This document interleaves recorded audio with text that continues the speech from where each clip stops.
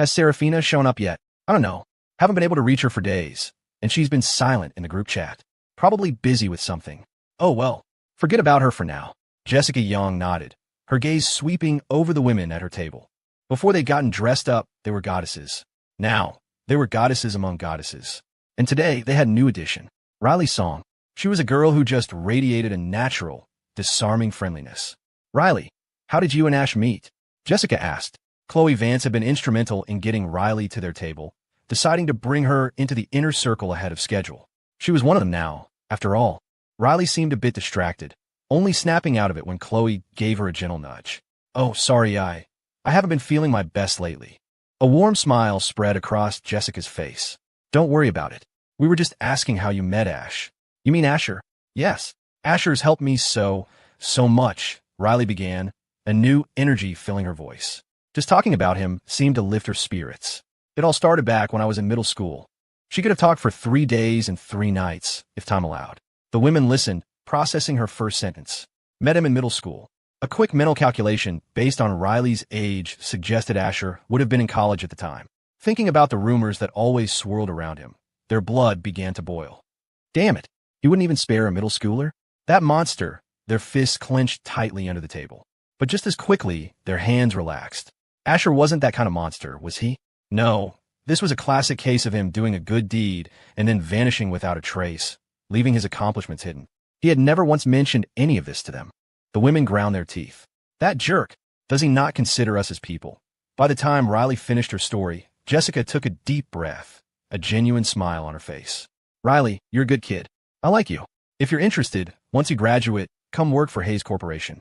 I'll start you at the salary of a 10-year veteran, no probationary period. Just show up, work for a year, and I'll let you pick any condo you want in Midtown. Anyone who could be a heroine in this story was bound to be exceptional. Jessica wasn't trying to recruit Riley for any reason other than the fact that Asher was clearly fond of her. Not in a romantic way, but like an elder looking out for a younger sibling. Right now, looking at Riley, Jessica felt that same protective fondness. You could come work for me too.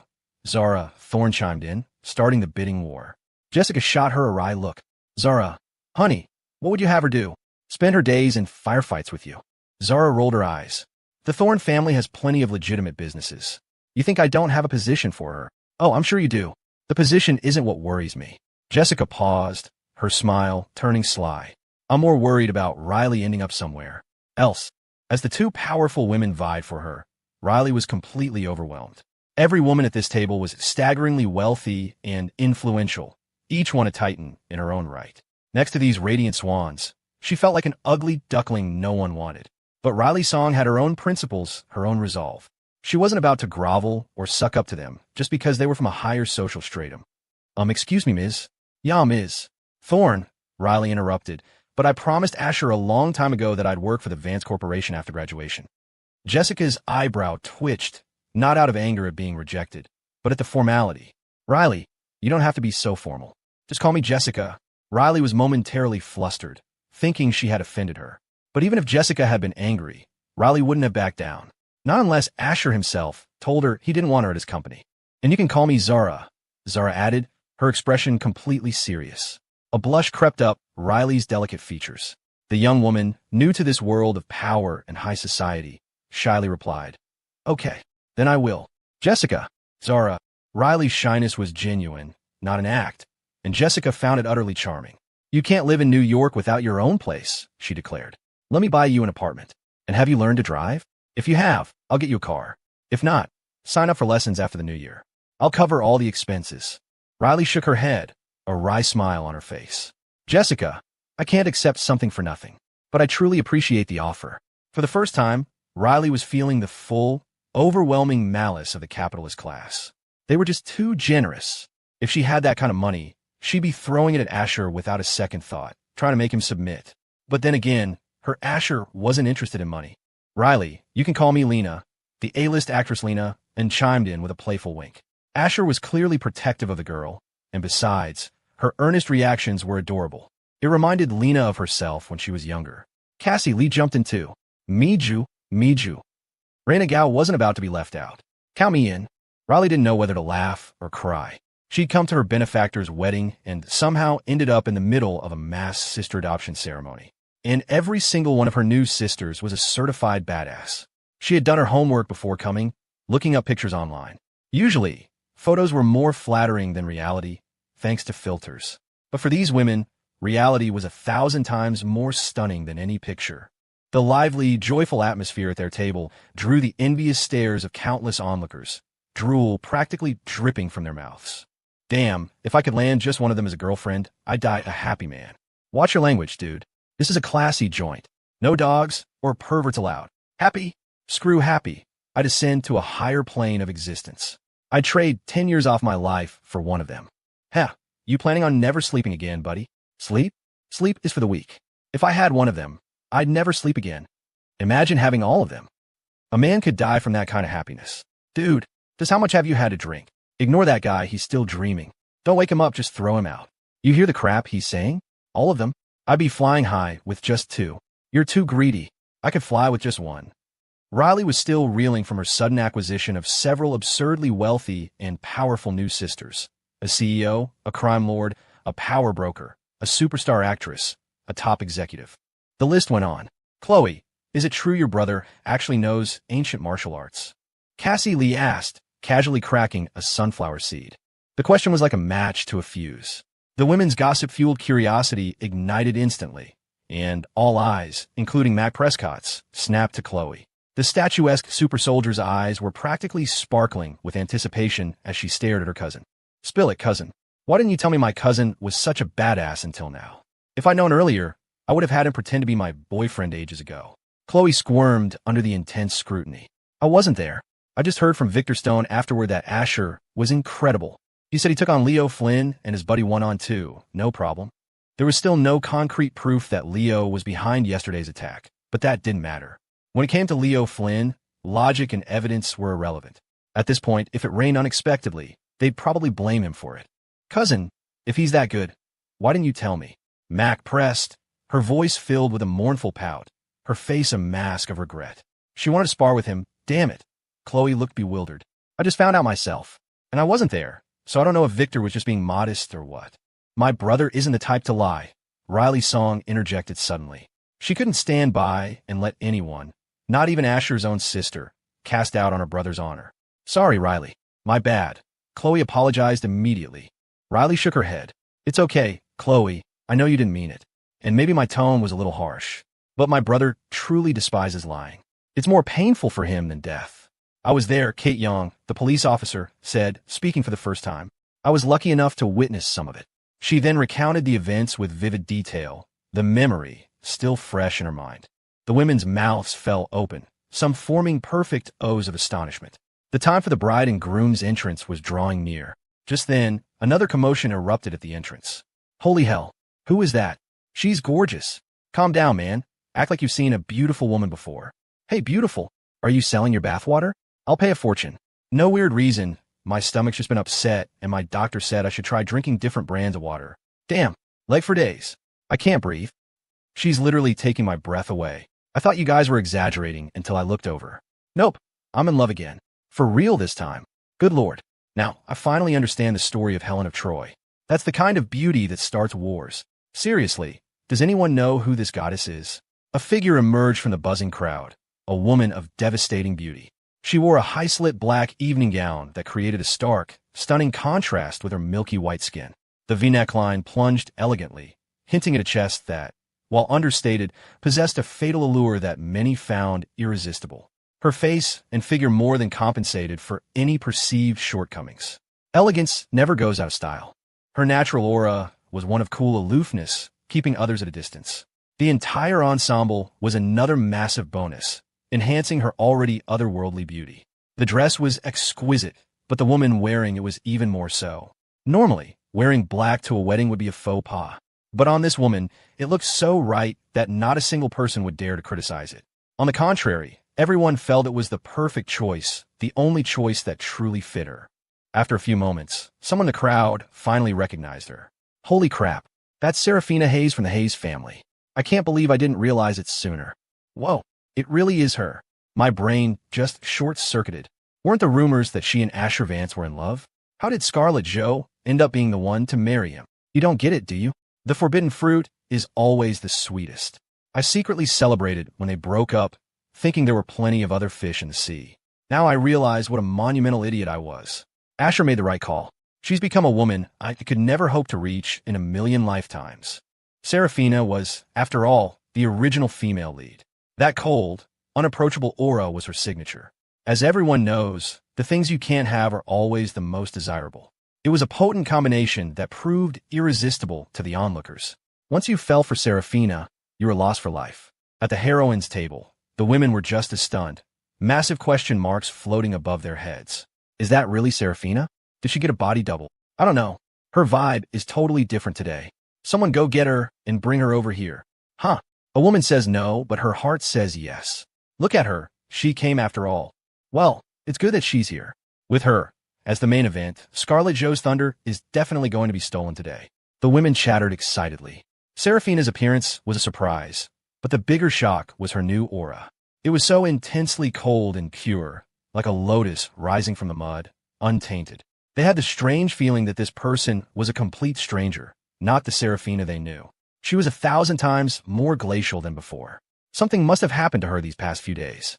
You came, Jessica Young said with a smile, walking over to greet her. She and Serafina had always been on relatively good terms.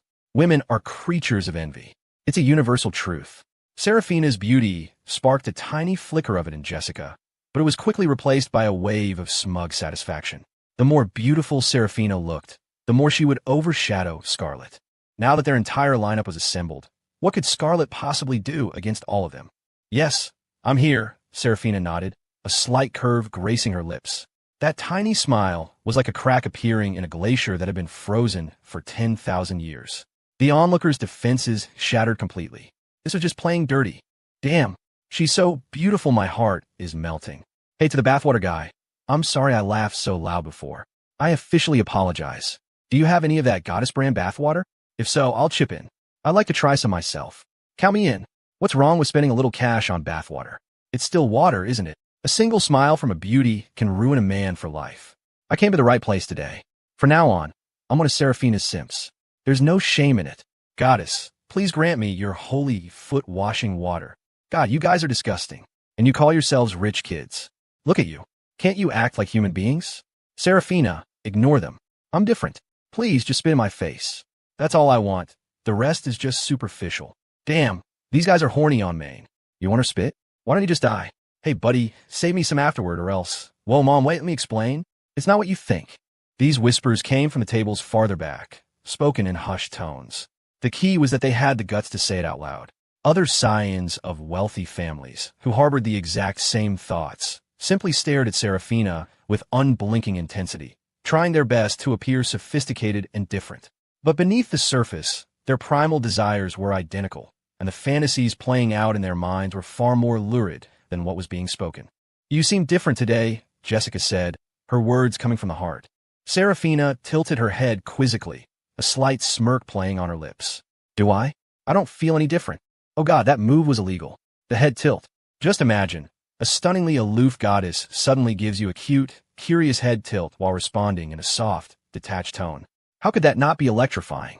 For a fleeting moment, even Jessica's heart skipped a beat. As a woman, she was for a split second completely floored by Serafina's charm. Come on, follow me, Jessica said, leading the way. Serafina had no objections and followed her. Soon, she was seated at the table of heroines. The women chatted with her for a while, and Serafina handled it all with a newfound grace. Her every gesture seemed different from before. She was the same person, but her entire aura had shifted. A stranger wouldn't notice, but anyone who knew her could feel the distinct change. The women at this table were all dressed to kill. You'd have to be blind not to see they were up to no good. To claim they weren't there to steal the show would be a lie so blatant not even the rich fools in the room would believe it. Holy crap, dressed like that? They're definitely here to cause trouble. You're not wrong, my friend. This is a certified troublemaking squad. Looks like the bride's thunder is going to be stolen before she even gets here. I wouldn't be so sure. I heard Scarlet Joe is a first-class beauty herself. That's one against an army. How can she compete? On this one, I stand with Serafina in the name of justice. No arguments. Justice? You're not doing it for justice. You're doing it for yourself. You're lewd. You're depraved. You pervert. Oh, look, your fiancée is here. I think she's standing right behind you. Crap. Honey, let me explain. Back at the heroines' table. The bride and groom should be coming out soon, right? Serafina asked coolly, her gaze fixed on a point in the distance. Before anyone could answer, the master of ceremonies on stage boomed, "Please welcome the bride and groom." The entire room instinctively fell silent. All eyes turned in one direction. A woman emerged. She wore a breathtaking, custom crimson gown, intricately embroidered with golden thread in the pattern of a rising phoenix. The design was a masterclass in modern couture, yet it evoked the power and majesty of ancient tradition. A single glance back over her shoulder held 100 charms, her movements as graceful as a swallow's flight. Her eyebrows were like jade-green feathers, her skin as smooth as polished marble. She moved with a swift, ethereal grace, as if she were a celestial being. The moment she appeared, the world seemed to brighten. Behind her, several equally beautiful bridesmaids, also in red, held the long train of her gown. The lights in the hall dimmed, focusing a single spotlight on her. Her face was like a peach blossom, a jade carving. She looked like a fairy who had stepped out of a painting. The crowd was mesmerized. Some swallowed hard, their throats suddenly dry. Their eyes were practically bulging out of their sockets. So much for stealing the show. So much for overshadowing the bride. Scarlett Jo's entrance had instantly annihilated the combined force of Jessica's table. Damn, is this a battle of gods today? Did I come to the right place? Isn't she supposed to be the #1 beauty in New York? Who else could it be? Ahem, my stance on justice is pending further review. My conscience just told me to reconsider. I was reluctant at first, but she is simply too divine, like the full moon in a starless sky. Why? Why are all the people I love getting married, while the ones I don't love are still single? Excuse me, everyone, my apologies. I may have been a little loud earlier. The truth is, I'm just a country boy who's never seen such wonders. All I can say now is Scarlett Jo is queen. The young heirs were sick with envy, many of them weeping silent tears. It should have been me. The groom is not me. B drops. You're getting married now, but the groom is not me. In this lonely corner, I'm secretly wiping my tears away. At the heroines' table, once they recovered from their shock, they could only smile wryly. Ha! Well, we lost. It's fine. We lost fair and square. We'll let her have this one. Yep, I agree. I guess a bold, non-traditional wedding dress really is the best.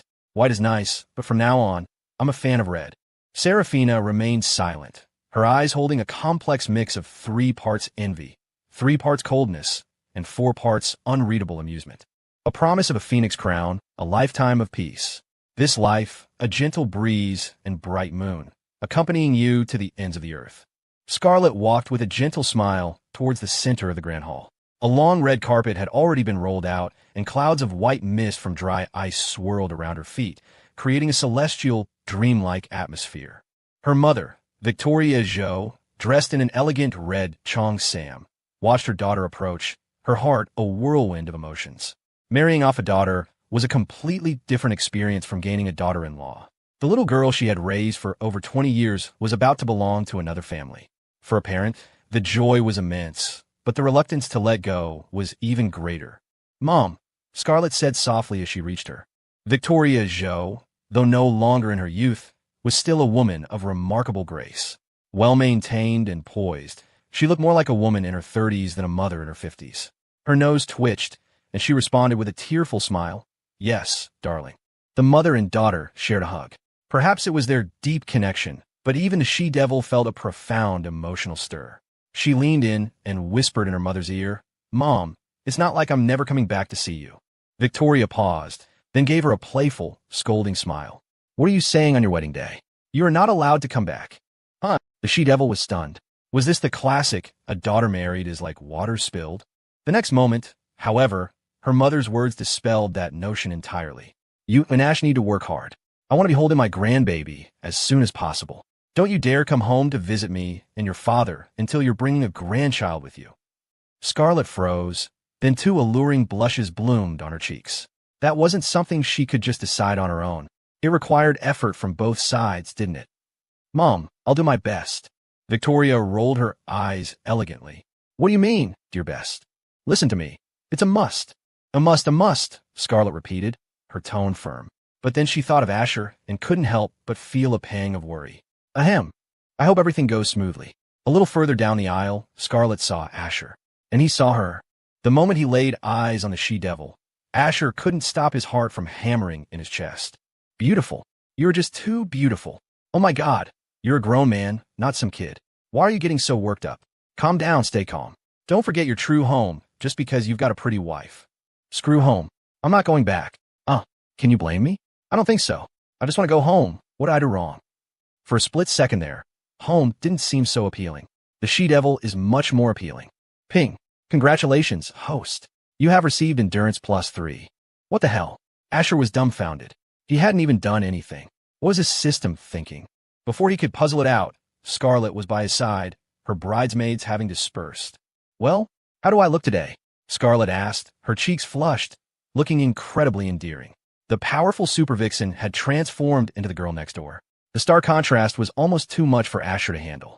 It's not just today. You look beautiful every day. Today is just exceptionally beautiful, Asher said with a sunny smile. It was the honest truth. In his past life, their arrangement had been one of necessity, a plot device. There was no substance to it. They were just using each other. But today was different. Scarlet was here willingly, and Asher's heart wasn't made of stone. The experiences he'd shared with her in this life had, bit by bit, chipped away at his resolve to go home. He hadn't even noticed the change himself.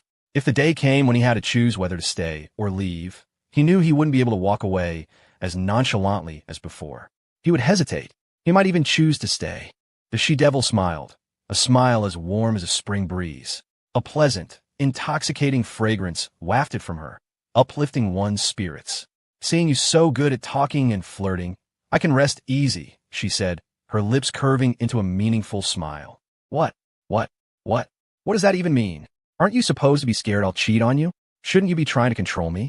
She-devil, you being so open-minded is making me panic. So, are you saying you let me play the field? Asher swallowed hard. His thought wasn't wrong. He was just making the same mistake most men make. No, it wasn't a mistake. It was a biological imperative to create more superior offspring. Fine, at the end of the day, he was still a guy with a wandering eye. It was a common flaw, but Asher wasn't really that person. He could think about it, but unless it was required by the plot, he wouldn't act on it. Scarlet's face grew even redder as she stifled a laugh. It's almost time. We should go in. She suppressed her amusement and placed her hand on Asher's arm. Asher nodded, shelving his playful thoughts. And when he got serious, even Scarlet was taken aback. The reason was simple. The damn system had nearly maxed out his looks. As the saying goes, a handsome face leads to a tired body. The system, in its infinite wisdom, had provided him with certain benefits. But Asher himself had never noticed. The player doesn't see the whole game. When Asher and Scarlet, the new couple, made their entrance, nearly the entire room was struck dumb. It took a full 3 minutes for them to regain their senses. Is that Asher Vance? Whoa, I haven't seen him in years. I thought he was some new movie star. I'm so jealous. They're a match made in heaven. When I get married, I want someone that handsome. Honey, you think Asher Vance is handsome? Duh. Of course he is. Why, cousin? That's right, he is. And since he's so handsome, you should take a good long look because he's the kind of man you'll never be able to get in your life. You're so mean. I'm telling Dad. Damn. Does anyone know which plastic surgeon Asher went to? After this is over, I'm going for a consultation. Count me in. The younger generation of rich kids couldn't contain themselves. Money could buy you anything, but that was low-level stuff. Having looks without money was just being a freeloader. You couldn't expect the woman to pay for dinner every time. But to have both money and looks? That was how you won a game. At Jessica's table, when Asher appeared, the heroines' hearts collectively broke. The moment they had all dreamed of was happening, but it was for someone else. Jessica let out a hollow laugh. How nice. Yeah, really nice, Chloe echoed, her nose turning a little red. Zara's fists were clenched so tight her knuckles were white, her thoughts a mystery. Riley, however, let out a breath of relief. Her eyes shimmered, filled mostly with sincere blessings for them. The undercurrent of longing was nearly identical among them all, with one exception, Serafina. Her feelings for Asher were something else entirely. In that moment, the dim lighting cast half of her face in deep shadow. You can't hurt me like this, she whispered to herself. In fact, it only makes me more excited. The wedding ceremony proceeded without a hitch. The women began to think the day might pass without any major incidents. Then, Cassie Lee's phone rang. Like a row of dominoes, the women all turned their heads in unison, their eyes locking onto her. Most of the other guests were focused on the stage, and no one was paying them any attention. Taking a call here wouldn't cause much of a disturbance. Cassie glanced at the caller ID, and her brow furrowed. It was Leo Flynn. 1,000 thoughts raced through her mind, but then she remembered that the Dragon's Den had already pulled most of its assets out of the city. She had nothing to be afraid of. Hello? What is it, Dragon King? As she spoke, the women around her held their breath, their expressions turning icy. A palpable killing intent began to emanate from their table. The other end of the line was silent for a long moment. Just as Cassie was about to lose her patience, Leo's low, hoarse voice came through. Nemesis has defected. Cassie's hand trembled slightly. In a flash, she channeled her inner Oscar winner. What? What? Her voice was a perfect blend of surprise, confusion, and disbelief. Heh, I don't know why, Leo sneered. I don't know what that useless pretty boy offered her, or if she was just tired of working for me all along. Maybe she's always wanted to go against me.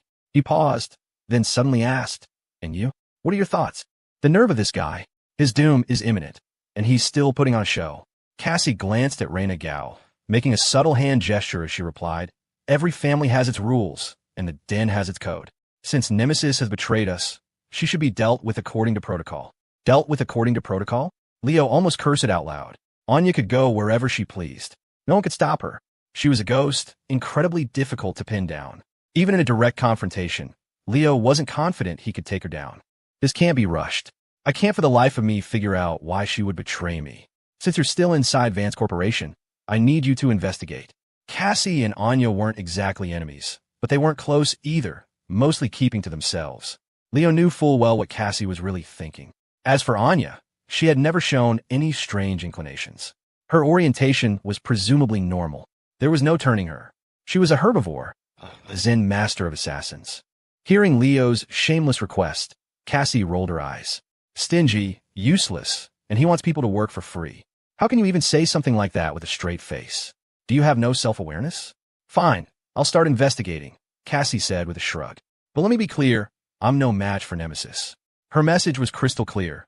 I'll look into it, but if things get dangerous, I'm out. While Cassie was stalling Leo, Raina had already swapped seats with Lena and pulled out her laptop, a miniature one. For a professional hacker, being without a computer was unthinkable. The keyboard was tiny, but for Raina, it was more than enough. It was the kind of slick, compact device you'd see a movie hacker use. The women held their breath. Zara's eyes gleamed with an even deadlier intent. She'd been looking for an outlet for her frustration, and one had just served itself up on a silver platter. Leo paused. Then his voice dropped lower. You don't need to worry about that. I'm having the mole take full responsibility for your safety. As long as you stay within a monitored area, you'll be fine. The city was blanketed in surveillance cameras. Even if Anya's infiltration skills were superb, she couldn't just get plastic surgery and change her face overnight, could she? Even with makeup, facial recognition systems were no joke. Once they had a lock on her face, it would only be a matter of time. A chill went down Cassie's spine. Stay in a monitored area? Why don't you just say you want to spy on me, too? She was fuming. This Dragon King was absolutely insufferable. Cassie glanced at Raina, who was still typing furiously, and said, Don't you trust me, Dragon King? No, that's not it at all. I'm just concerned for your safety, Leo replied, his voice dripping with sincerity. If Cassie hadn't seen Raina shake her head with a deep frown, she might have almost believed his lies. No, who was she kidding? She would never believe a single word out of that snake's mouth again. Cassie took a deep breath. Fine, just let the mole know. Raina's fingers froze on the keyboard for a fraction of a second, her face turning beet red. She didn't know why, but every time she heard that code name, she had an overwhelming urge to laugh. Fortunately, she managed to hold it in this time. After discussing Anya, Leo finally showed his true colors. Now, let's talk about Asher Vance. He's getting married today. He sent you an invitation. If I'm not mistaken, you're already there. It was a prime networking opportunity. For a social butterfly like Cassie, there was no way she'd miss it. Cassie knew she couldn't hide it, nor did she need to. That's right. Leo's voice turned cold. Good. I need you to do something for me. Create a little entertainment at that pretty boy's wedding. My people are on their way. You be their contact. Complete the mission without exposing yourself. If there's a risk of exposure, direct them from a distance. Remember, the more chaos, the better. This is just a warning. That pretty boy owes me, and I'm going to make him pay it back 100 times over. What kind of surprise? The kind that goes boom. Leo's plan was simple and brutal. Even if his people managed to get into the wedding, so what? Could they actually assassinate Asher with security this tight? Of course not. Leo knew that was a fool's errand. Psychological torment was far more insidious than physical pain. To turn a celebration into a tragedy. What a beautiful little disaster. Our people will be there shortly, Leo explained. You need to find a way to get the rigged car into the parking garage. At the designated time, it will self-combust. The nearby vehicles will inevitably be caught in the blaze. As for the garage's security cameras, don't worry. With the mole's help, by the time anyone notices, the fire will be too big to control. Let burn. The plan was monstrous. Leo had completely lost it, showing no regard for the consequences or the lives of others. His only goal was to make Asher suffer. So what if people died? He wasn't killing them personally. Out of sight, out of mind. Cassie gasped, a storm raging within her. Her opinion of Leo had just plummeted to a new, abyssal low. What about the others? The innocent people who have nothing to do with this? Leo laughed, his voice chilling. Seraph, you should know that everyone dies eventually. Why did they die and not others? Why were they in the parking garage when the fire started? Who can you blame for that? You can only blame them. It's their own damn fault. Did I tell them to go to the parking garage? No, I just wanted to humiliate that pretty boy. I'm not a murderer. As he spoke, his voice grew agitated, bordering on manic. God only knew what he had been through these past few days. Losing to a rich kid who was just playing dumb. He was the one who played dumb to fool others. No one had ever dared to play him like that. Ever since he met Asher Vance, nothing had gone right. To put it simply, he felt like the world was conspiring against him. Cassie fell silent, not responding for a long time. Leo chuckled softly. Seraph, you've got plenty of blood on your hands. You have to be ruthless when the situation calls for it. Their lives are lives, and the lives of common people are also lives. Before we're born, we're all equal. But in life, we are not. Some of these rich folks aren't clean themselves. Their children inherit fortunes they didn't earn and do nothing but bully others and live uselessly. They squander resources and waste time. Don't you think they deserve to die? We can't control what happens before birth or after death. I'm just giving things a little nudge in between. Whether it has a decisive effect is up to fate. Listening to Leo's tirade, a stranger might have thought he was making some twisted kind of sense. But upon closer inspection, it was clear he was spouting pure, self-serving nonsense. What did he mean by squandering resources? He was just calling Asher a scumbag in a roundabout way. And as for being born rich, if you're so capable, why didn't you manage to get born into a better family? And his theory on life and death was even more absurd. If he didn't pull this stunt, no one would die. Cassie was speechless. Her feelings toward Leo had escalated to severe disgust. You know my bottom line, not harming innocents, right? You didn't harm any innocents. I told you it's their own fault. They have only themselves to blame, Leo said with a laugh, his tone utterly detached. I can't help you with this. Goodbye, Cassie said coldly, her voice firm. Aid and abet this maniac? Not a chance. Absolutely not. Beep, beep, beep. Cassie hung up without a second's hesitation. Leo was stunned. This Seraph, playing the saint? The way you used to kill people on missions, you didn't even blink. And now you're chickening out? You're telling me you won't do it? Leo narrowed his eyes and took a deep breath. He dialed her number again. The phone rang, but no one answered. Sorry, the number you have dialed is currently unavailable. Please try again later. Sorry. Damn it all. Leo's face was ashen. He let out a string of curses before finally calming down. Fine. I was just testing your loyalty. You think I can't get things done without you? Pathetic. A bunch of useless fools. When I need you, you're nowhere to be found. Looks like I'll have to handle this myself. Leo picked up his phone again and dialed another number. A moment later, a deep, middle-aged voice answered. Dragon King, what are your orders? Here's the situation. Meanwhile, back at the wedding, all eyes were on Reina Gao. She was their only hope. Locking onto Leo's position was all up to her. But this time, Reina was about to disappoint them. The master hacker frowned, turning her small laptop screen toward the others. Sorry, I couldn't find him in time. Leo was prepared for this. His phone number is protected by multiple layers of security. The hacker who set it up must have spent over a month on it. The women looked at each other, their faces filled with shock. Cassie was the most stunned of all. All this time, Leo hadn't trusted her at all. He was just using her as a disposable tool. Why else would his phone be so heavily protected? Who was he trying to hide from? A cold smirk appeared on Cassie's face. She muttered to herself, You want to go to war with us? Why bother with all these convoluted games? Just bring it. Cassie wasn't surprised that her cover was blown. She was done with that pathetic dragon's den anyway. The only reason she hadn't left before wasn't fear of Leo, but of Anya. As long as Anya wasn't involved, she could handle it. She could flee to another country and live a carefree life. But with Anya hunting her, she'd have to live every day in constant fear, never knowing if a single moment of carelessness would cost her life. Is that hacker really that good? Even you can't beat him? Jessica Young asked, her eyebrows arching. It was the question on everyone's mind. They knew Reyna was a top-tier hacker, a master of her craft, and one of the main heroines to boot. Anyone with that status was bound to be formidable. If there was someone even Reyna couldn't handle, then by comparison, this person had to be a genius of equal or greater skill. No, Reyna grumbled, scratching her head in frustration, then dropping a casual bombshell. It took him a month to build that security system. It would only take me an hour to tear it down. But Cassie hung up too soon, huh? The joke landed with a thud. The women stared at her, their expressions a mix of confusion and annoyance. Reyna is young. We should just kill her now. Cassie, what was Leo's plan? Lena and couldn't hold back any longer. He wants to blow up the cars in the parking garage, Cassie said flatly. Create an accidental fire to ruin Asher and Scarlett's wedding. Smack! Zara Thorne's face darkened as she slapped her hand on the table. This was just disgusting. She finally understood what Asher meant about dealing with a hidden enemy. She should have dealt with Leo sooner. The loud noise drew the attention of nearby guests. Zara, feeling their eyes on her, flushed with embarrassment. She shouldn't have done that. Thankfully, they only glanced over before turning their attention back to the stage. And then, was the mole his accomplice? Reyna asked, a mischievous glint in her eyes.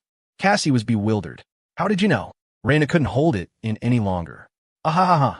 Hold on, Cassie, let me laugh for a second. I'll be fine. The women were baffled. What are you laughing at? At a time like this, you can still laugh?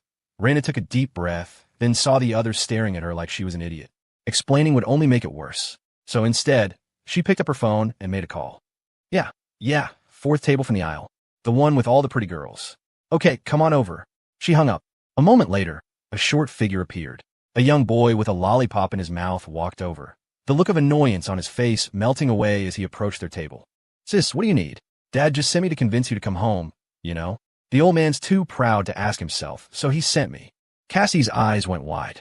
Sis? Reyna is the mole's sister? Since when? Her reaction caught Kevin Gao's attention. The boy's gaze shifted to Cassie, and he couldn't contain his own shock. Holy crap. Holy, Seraph? What are you doing here? Reyna Gao is your sister? Cassie's eyelid twitched. Kevin nodded. By blood. Yep, as blood as it gets. Kevin emphasized the word blood, almost as if he were grinding his teeth. But the harmless smile never left his face, even if it looked a bit forced. Is she really your sister? Yes, she is. Feeling Reyna's benevolent gaze on him, Kevin dropped the act. Reyna, don't tell me your brother is the mole. Jessica's expression was complicated.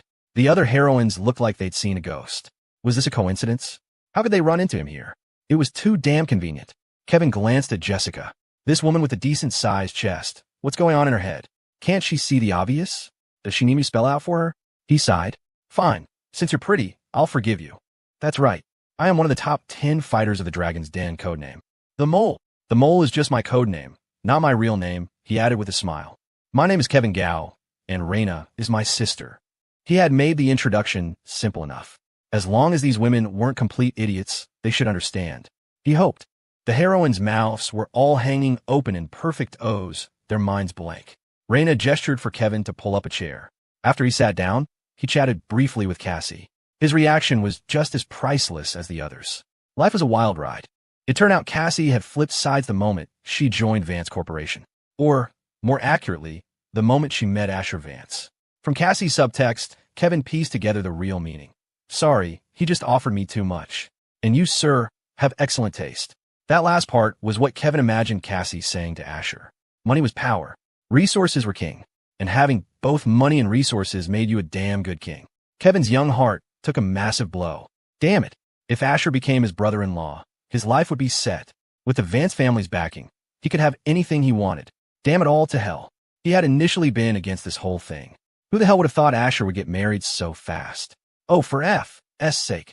Little bro, I hear your Dragon King is planning to screw over Asher again. Is that true? What Dragon King? Sis, that's not right. It's not our king. He's not worthy. Ahem, yes, that's true. Let me tell you his plan.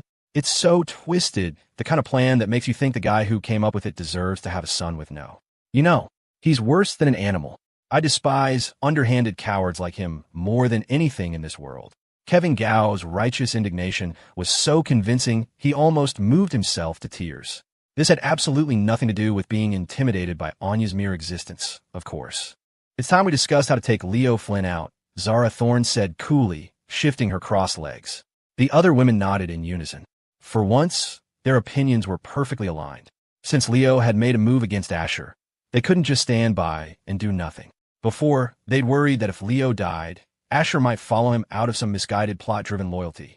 Not anymore. He was a married man now. All they had to do was get Scarlett to work on producing an entire soccer team of heirs. With a baby on the way, would Asher really run off? This was his own inner desire, not something they were making up. Besides, the baby didn't even have to be biologically related to Scarlett, as long as it was related to one of them. The audacity. What had Leo Flynn ever done wrong? He just wanted to cause a little chaos, to be a little rebellious. Was that so wrong? Kevin, what's with that expression? Do you have a problem with this? Zara noticed the stunned look on his face and shot him a sharp glare. Gulp. Kevin swallowed hard. Are you trying to pick a fight? Which one of your eyes saw me having a problem? Tell me, so I can punch it. Choosing Leo's side meant standing against his own sister. It meant potentially facing the unending wrath of Anya. It meant a whole world of trouble. But those weren't the only reasons. More importantly, Kevin felt no real loyalty to the Dragon's Den. It wasn't some ancient, venerable organization. It hadn't even been around for 10 years. And his boss was a stingy cheapskate. What was he supposed to sell his life for? Love. No. I've had it with this Leo guy for a long time. What you're doing is a public service, sisters. A glorious deed, Kevin said with a grin. He wasn't afraid of Anya. He wasn't afraid of Anya. He was not afraid of Anya. Important things must be said 3 times. Seeing that Kevin didn't seem to be lying, Zara nodded. Continue with your mission. If Leo manages to get his men to drive the car into the garage, use the cameras to lock onto its position. We'll notify security to have fire extinguishers ready to put it out immediately. She paused, then added, the other part of the plan is to lure him out and eliminate him. Jessica shook her head in disagreement. That's not a good idea. Seeing blood on a wedding day is bad luck. And even if we do lure him here, on such short notice, we have no guarantee of taking him out in one go. Huh, blood? A melodious voice interjected. What's wrong with seeing blood? Isn't Asher going to see some blood tonight? Zara frowned. Serafina, what are you trying to say? The other women's expression shifted. For a moment, Serafina seemed like a complete stranger. Serafina picked up her wine glass, swirling the red liquid, which released a fragrant bouquet. She brought the glass to her crimson lips and took a small sip. The wine slid down her throat, and she closed her eyes in satisfaction. Don't be so tense. A girl's first time is always supposed to involve a little red, isn't it? The women were speechless. Well, damn, they were all thinking the same thing. After all that, she was just making a dirty joke. A few of them blushed, thinking about it. Ahem. Let's get back to business, Zara coughed, steering the conversation back on track. Even if they couldn't trap Leo, they had to prevent the situation from escalating. Kevin couldn't help them openly, but he could work from shadows. For instance, when the car self-ignited, a security guard could just happen to be passing by, or a bystander could just happen to be in the area. The effect would be the same. As time went on, Leo's lackeys appeared. But Jessica, Zara, and the others had already anticipated his move and sent people to deal with it. The only disappointment was that Leo himself never showed his face. Kevin, of course, had to report back to him, feeding him a prepared story about bad luck and unfortunate timing. As night fell, the banquet ended. The guests returned to their rooms, their partners, their lives. Asher was no exception. Back at the Vance estate, Lawrence and Eleanor had graciously decided to stay at another one of their properties for the night. Chloe and Anya were also absent. Chloe didn't want to hear any strange noises, and she had dragged Anya away with her, declaring, "That Asher is so lame, Anya. Let's not play with him anymore. Tea helps with hangovers. Let me pour you some," Scarlett said, her cheeks flushed. She had drunk a little, but Asher had drunk far more, unable to refuse toast from elders like General Prescott. Fortunately, thanks to the system's countless enhancements, the alcohol was nothing to him. Asher caught her hand and smiled. "I have you. That's all I need to sober up." Scarlett's heart fluttered. Normally so bold, she was now the picture of girlish shyness. "Nonsense. If I sober you up, why aren't you kissing me?" "Huh. You said it. You think I'm a Hello Kitty just because I don't roar? You're mine now. What's there to be afraid of?" "Ping. Congratulations, host. You have received endurance +3. Asher had no time to be speechless. The arrow was on the bowstring. "Moi. It was a long time before they broke apart. Scarlett's face was as red as a tomato. Resisting the urge to proceed to the next step, she feigned disgust. Go take a shower. You stink of alcohol. Together, in your dreams. If you're going, go by yourself. Okay. Hey, little wolf. Are you really going to go by yourself? Yep, your head. Scarlett's big eyes blinked, and without another word, she jumped into his arms. Hee. I'm making you carry me. That's not too much to ask, is it? Asher shook his head, smiling. Not at all. Scarlett settled in, getting used to the subtle feelings of being a wife. Then, with a flicker of her old self, the she-devil returned. Asher, you want to ascend to heaven? I can send you there. The sudden switch nearly made Asher stumble. The she-devil is on another level. Puffed. Night fell, and the pale moonlight streamed through the floor-to-ceiling windows, casting a hazy glow over the room. Before him, the beautiful woman's figure was graceful, her body exuding a unique, sweet fragrance. She smiled like a blossoming flower and whispered, Am I beautiful? Beautiful, Asher replied without hesitation. Scarlett's face was flushed. She decided to take this opportunity to clear the air about something that had been bothering her since their time in the bathroom. Asher, do you think Jessica and Lena are pretty? What about their figures? Are you interested? What? Asher's eyelid twitched, and he stared at her blankly. Are you breaking up with me? Idiot. Scarlett's face turned beet red. She nestled into his embrace, her voice firm. Anyone in the world might abandon you, but I, Scarlett Jo, never will. She had a habit of using mouthwash in the shower, and her breath was a fresh, pleasant scent. Asher couldn't help but laugh. If you're not abandoning me, why are you asking me questions like that? Because you're too damn ferocious. She thought. Just answer the question, she insisted, staring at him intently. Asher thought for a moment. They're fine. They're all good girls. The answer was as non-committal as it gets. It was like saying nothing at all. A single night as husband and wife creates a bond of 100 days. She-devil, you're trying to trap me. If I tell you what I really think, you're going to pinch me, aren't you? Not a chance. Not happening. They're all gorgeous, and their bodies are amazing, but alas, they are heroines, and thus have nothing to do with me. He-ow. Why are you pinching me?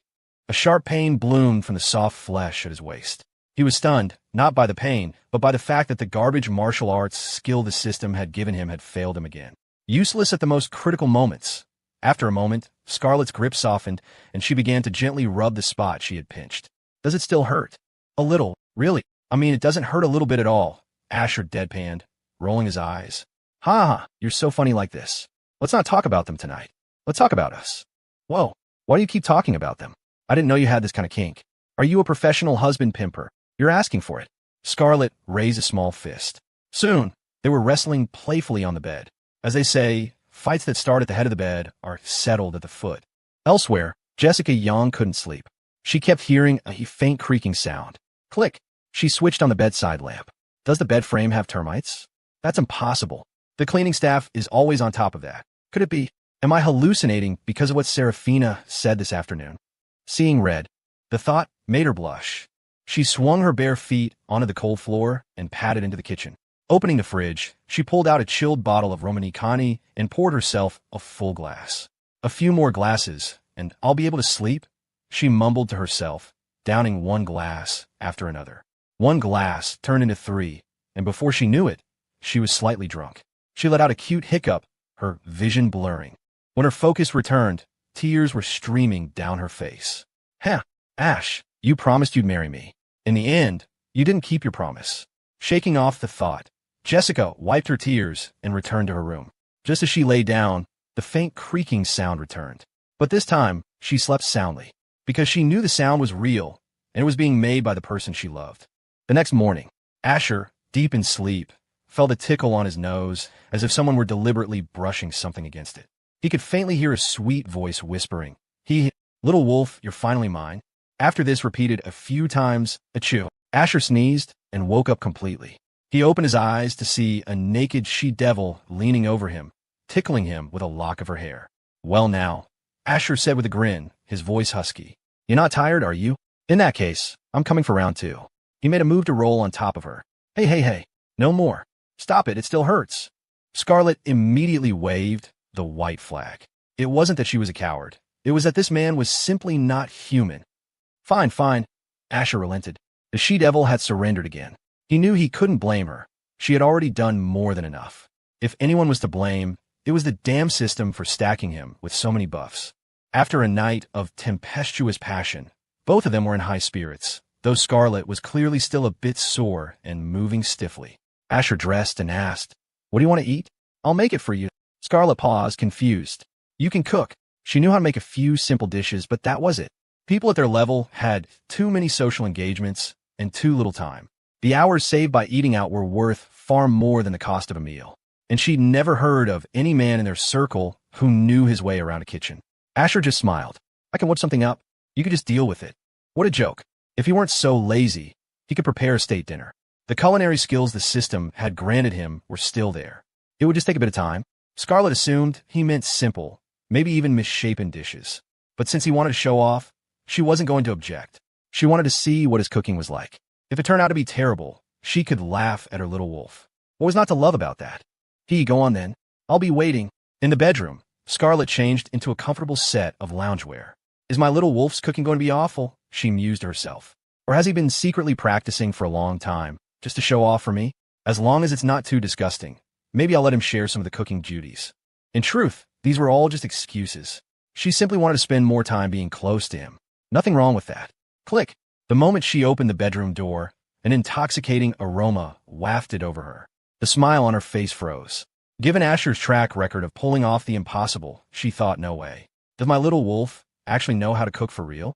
She adjusted and, waddling slightly like a duck, made her way gingerly down the stairs toward the kitchen. The scent grew stronger as she approached the doorway. She was about to greet him when she saw him, completely absorbed in preparing the ingredients. Damn it, a focused man was incredibly handsome. A focused man cooking was practically invincible. In that instant, Scarlet's heart filled with pure bliss. A moment later, Asher's hand stilled, and he turned to her with a radiant smile. "Why aren't you resting more?"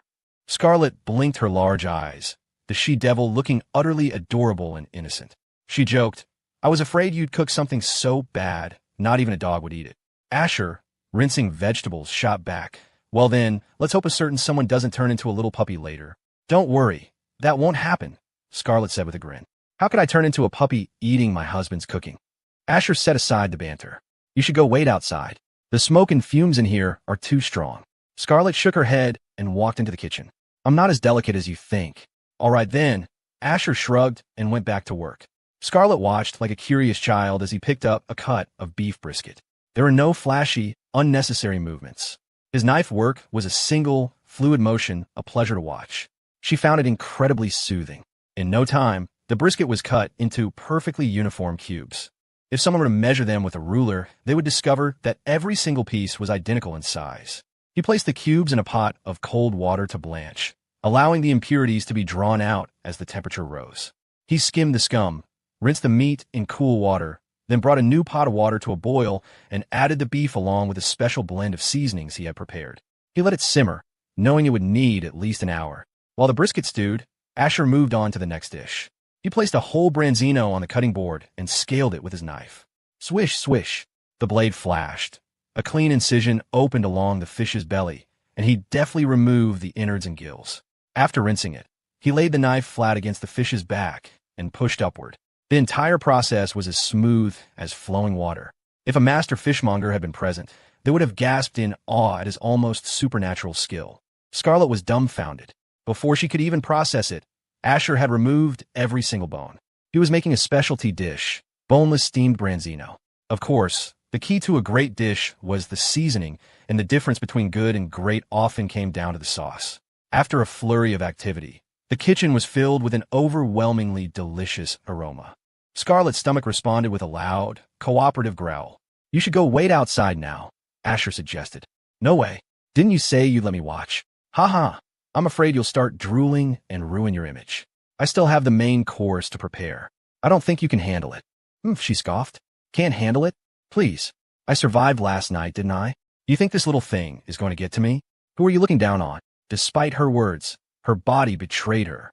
She subconsciously wiped a bit of drool from the corner of her mouth. As time passed, Scarlet realized she was getting ravenously hungry. She had never been so flustered by food before, not even by the creations of top-tier chefs whose food she ate almost daily. But this was different. This was a whole new world. "Little wolf, when is breakfast ready?" "I'm starving," she whined, her eyes glued to the finished dishes. Almost, Asher replied as he worked on another delicacy. By now, the fragrance had filled the living room. It was a good thing Lawrence, Eleanor, and Chloe weren't home. Knowing his father, he would have probably pulled out his leather belt and roared, "You ungrateful whelp. You had this kind of skill and never told me? You let your mother and me eat takeout all this time? I'm disowning you today." And Chloe would have been even more direct. The devious lowly would be munching on a lollipop, saying, "Brother, you can cook? If I eat your food, will sister-in-law get mad? Yay, brother, this is so yummy. I want more. Grillo. Scarlett's stomach protested again, even louder this time. She had lost count of how many times it had happened. At first, she had blushed. Now, she had accepted her fate. They were husband and wife. What was there to be embarrassed about? Asher, how much longer? The she-devil pouted, genuinely annoyed this time. You can't even feed me. How can you say you love me? She was deeply dissatisfied with being able to see but not eat. It felt like she'd be waiting an eternity. Asher finished the final step, thickening his sauce. All right, it's done. You go on out. I'll bring the plates. I'll help you. Aren't you still having trouble walking? I'm not talking to you anymore, the she-devil said, blushing as she turned and walked out. But inside, her heart was overflowing with sweetness. Fine. Since you showed off for me, I'll forgive you. Oh my God, this beef brisket just melts in your mouth. It's incredible. Scarlett's eyes went wide. Wow, and what's this? No way. Is this just a simple risotto? How is it so different from any risotto I've ever had? Forgetting all pretense of being a refined heiress, Scarlett simply dove in, her fork a blur. She'd intended to be demure, but the aroma wafting from the plates had shattered that resolve. Asher was hers now. It wasn't like he was going to run away. And that boneless steamed branzino. It was an explosion of flavor the moment it touched her tongue.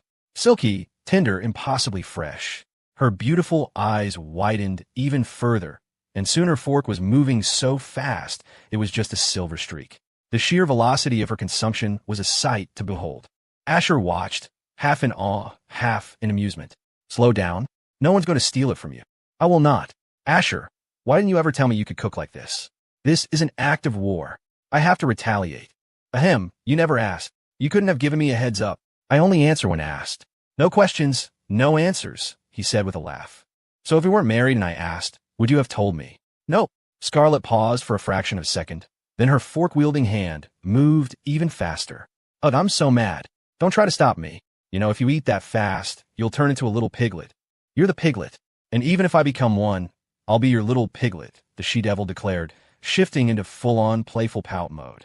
Asher didn't know whether to laugh or cry. Was the food really that good? He wasn't trying to be arrogant, but ever since the system had gifted him with master-level culinary skills, his perspective had shifted. What most people considered excellent, he now saw as merely decent. It took something truly extraordinary to impress him. Do you want something to drink? He asked. Grab me an iced tea, please. Got it. Asher got up and went to the kitchen, returning with a soda for himself and a bottle of iced tea.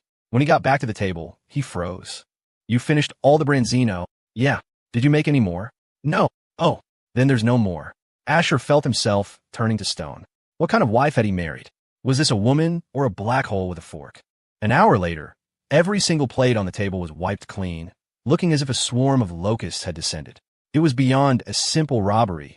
It was total annihilation. Oof, Asher, I feel awful, Scarlett moaned, clutching her swollen stomach as she collapsed onto the sofa in a perfect imitation of the Al Bundy slouch. Asher's eye twitched. Of course, she felt awful after inhaling that much food. She hadn't left him a single bite of the fish. If he hadn't fought for his share of the brisket, he'd probably be gnawing on the bones right now. Do you have any idea what you just done? Pfft. Seeing Asher's stern expression, Scarlett couldn't hold it in any longer and burst out laughing. The way she'd just acted. Forget Asher. If her own parents had seen it, their jaws would have hit the floor. Was this really their daughter? Or was she the reincarnation of a ghost who'd starved to death? But around Asher, Scarlett felt completely at ease. She didn't need to keep up appearances.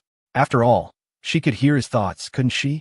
His inner commentary on her behavior had always been dismissive of any pretense. If he didn't care, why should she? The dating phase was for putting your best foot forward. Marriage was for being yourself. Otherwise, you end up in that classic trap, marrying someone you don't know, only to divorce them once you do. But that wasn't a problem for her. She was marrying Asher because she knew him inside and out, and she had to admit the fact that his cooking was divine was a major, major bonus. Am I the first girl who's ever gotten to eat your cooking? Scarlett asked casually, patting her now pudgy belly. Asher's mind went into overdrive. What kind of R-rated question is that? If you aren't the first, does that mean you could be the last? Oh wait, the dumb woman might have been the first, technically. I did make her those noodles once. Whatever. That was a one-time thing, a special circumstance. Asher smiled outwardly. Yes, you're the first. In his mind, he didn't classify Serafina Hayes as a girl. The dumb woman wasn't a girl, and a girl wasn't the dumb woman. How could anyone that clueless be considered a woman? Makes sense, right? Scarlett had felt a tiny pang of disappointment, but hearing his follow-up thoughts, she nearly choked with laughter. Ow, little wolf, stop making me laugh. My stomach hurts. Asher scratched his head, confused. Was his answer that funny? Or was it the way he'd said it? He'd never understand the she-devil's thought process. She was getting weirder by the day. Or maybe her persona is just crumbling. He mused and decided not to dwell on it. Oh, right, Asher said, changing the subject. That movie I shot with Lena and the agents is having its industry premiere tomorrow night. It's a pre-screening for critics and insiders to get their reviews in before the New Year's Day release. I probably shouldn't go. He'd only done the movie to piss off the smirking Dragon King, Leo Flynn. Now it felt unnecessary. Speaking of which, he hadn't seen that idiot in a while. He wondered what kind of grand, stupid plan Leo was cooking up. If he stuck to the usual tropes, Asher could play along. But if he went off script, things could get complicated. Lost in thought, Asher didn't notice that the idea of staying in this world for good was slowly taking root. At his words, Scarlett's eyes lit up. Go. Why wouldn't you go? Asher was stunned. I was going to stay here with you. A knowing, flowery smile bloomed on Scarlett's face. Lena will be there tomorrow night, right? Of course. She's the female lead. Perfect. Then you should definitely go. Does it look right for a grown man to be cooped up at home all day? I want to stay with you. We only got married a few days ago. We haven't even had our honeymoon, Asher said, exasperated. Scarlett waved a dismissive hand, her grin unwavering. We can have a honeymoon anytime. This is your first movie, isn't it? It's a wonderful thing to admire your own masterpiece. Are you really trying to kick your husband out of the house? Asher's ego felt a tiny prick. Scarlett pouted, her lips full and rosy. Doesn't a certain someone know what he's done? Huh, what did I do? I just have a few more buffs than the next guy. And I'm a little, bigger. Seeing the mock resentment in her eyes, Asher sighed in defeat. He couldn't exactly argue that she was trying to push him into another woman's arms. Especially not the movie's leading lady. Fine. I'll be back as soon as the movie ends tomorrow night. Hee, she giggled. Actually, it's okay if you don't come back at all. Chloe, it's me. Hee. Piper Page's voice bubbled with the joy of a lottery winner. On the other end of the line, Chloe Vance sounded confused. Piper? What's up? So, tomorrow is Ash's big movie premiere. The one he did with Lena and... He's so sweet. He didn't forget about me and totally kept his word. He sent me a bunch of tickets. I heard a ton of A-listers are going to be there. Getting even one ticket is a huge deal. And he sent me like 5 or 6. I mean, I wish I had more, but still. Did he give you any? No. What a scatterbrain. How could your brother forget you? Here, I'll give you one of mine. He didn't, but Lena did. The line went silent for a moment before Piper's excited voice returned. Then I'll see you there. We can meet up in the lobby. No, I'm busy tomorrow. I can't go anywhere. Huh. Piper was floored. Busy with what? But since Chloe had said it so definitively, she didn't press the issue. Oh, okay. Well, if you change your mind, let me know, and I'll come find you. Click. After hanging up, Chloe let out a long breath, a pout forming on her lips. Sorry, Piper. I'm planning on sneaking in. I can't let Ash know I'm there. Just from the title, The Agents, Chloe could tell it wasn't going to be some highbrow drama. She was afraid that if she sat with Piper, she'd lose her composure during the steamier scenes. An embarrassing outburst was out of the question, but she was definitely going. Aside from Chloe and Piper, none of the other main heroines knew about the event. It was an industry-only screening, an exclusive sneak peek for experts, insiders, and a few lucky test audience members before the official release. Director Vic Liu's ambitions went far beyond the domestic box office. He was aiming to make Asher an international star. He wasn't just chasing a blockbuster. He was chasing a global phenomenon. To do that, he needed buzz, and that meant getting the right people in the room to sing the film's praises. Of course, if Jessica Young or the others had wanted tickets, they could have easily gotten them. They just weren't in the loop. The next evening arrived. At the Vance estate, Lawrence, Eleanor, Chloe, and Anya were all out. Asher cooked, ate a quick meal, and was just finishing up when his phone rang. He glanced at the caller ID, then at Scarlett. It's Lena and... Puffed, the she-devil snorted, not looking up from her phone. You don't have to report everything to me. Go on, answer it. Asher gave a helpless smile and picked up. What's up? Asher, you said you were coming to the premiere tonight, right? Lena's voice was a mix of excitement and nerves. It's at the Vance Cinema Complex on the west side. The screening starts in about an hour. You should get over here. The excitement was for the movie. She knew her performance was one of her best. In the past, she wouldn't have been this worked up, but this time was different. This time, she was starring alongside Asher. All right, I'm on my way. Asher glanced at Scarlett, who gave him a huge thumbs up and an encouraging look. What's that supposed to mean? What else could it mean? She's kicking me out. He hung up. I'm heading out, he said, grabbing his jacket. Scarlett, still patting her full stomach, managed to push herself off the sofa and walked over to literally push him towards the door. Go on, go on. Stop dithering like an old woman. Asher didn't know whether to laugh or cry. Half an hour later, he was at the Vance Cinema Complex. As soon as he emerged from the parking garage, he was greeted by a sea of banners. Congratulations to the nation's husband on the success of his debut film. International critics are already raving. Asher felt it was all a bit much. With his level of fame, the movie hardly needed this much promotion. It was overkill, especially since he owned an entire complex and could advertise however he wanted. Then he saw something that made him cringe. On every major digital billboard, a loop of his most intense kissing scene with Lena and was playing in high definition. That son of a bitch Vic Liu, Asher thought. The man's a goddamn marketing genius. The shirtless man on the screen, his physique perfectly chiseled, was undeniably him. Asher sucked in a sharp breath. Okay, this might have gone too far. It would certainly piss off Leo Flynn. A scene this steamy was a declaration of war in Leo's world. It was as if Asher had just announced, I was just here to fix the plumbing. Hiding in the closet was a complete accident. The smirking green-hatted Dragon King would never believe a word of it. Despite his internal embarrassment, he was wearing a face mask, so no one had recognized him yet. He was watching the promotional clips from a distance because getting any closer was impossible. The areas around the billboards were swarmed with gaggles of fangirls and a surprising number of women in chic black dresses, all staring up with starry eyes, pointing and whispering. As he edged closer, he could hear them. They were all praising his physique, saying they never realized he was so ripped. A few girls were huddled in a corner, pulling up the trailer on YouTube on their phones and practically licking the screens. I've been waiting for you. I was starting to think you weren't coming. Lena spotted him and hurried over, instinctively looping her arm through his. She was still so deep in her role that she hadn't shaken the character yet. In her mind, she was still the wife of Asher, the super spy. The soft, warm pressure against his elbow made Asher freeze like a deer in headlights. Seriously? Are you trying to seduce a married man? Inside the premiere theater, the place was already packed. People without seats were standing in the aisles or crammed into the open space at the back. It was a chaotic, buzzing crowd of several thousand. Representatives from major players like Google, TikTok, and even some Hollywood studios had shown up. In today's world, hype was king, and chasing clout wasn't something to be ashamed of. Asher was about to find an empty seat anywhere, but Lena pulled him straight to the front, onto the stage. As the male lead, he had no choice. He and Lena stood center stage, flanked by the supporting cast. In front of them stood director Vic Liu, assistant director Sophie Song, and a famous TV host who was emceeing the event. With Asher present, the media turnout was insane. People had clawed and begged for a spot, some even trying to bribe their way in. Damn, Asher Vance is even hotter in person than on screen. If you didn't tell me he was a Vance, I'd think he was some new Hollywood heartthrob. He in that body. Totally worth flying in from D.C. overnight for. I just want to get to the steamy parts. Let's go. Ha ha. Sister, you came for that too? Duh. Licking the screen isn't a crime. Can you guys have some class? That's disgusting. Oh, shut up. What do you know? You're just jealous you're not as hot as him. The invited guests, especially the women, couldn't take their eyes off Asher. They had come for one thing, the promised heavy scenes between him and Lena. The trailer alone had left them breathless. Seeing it on the big screen was going to be an experience.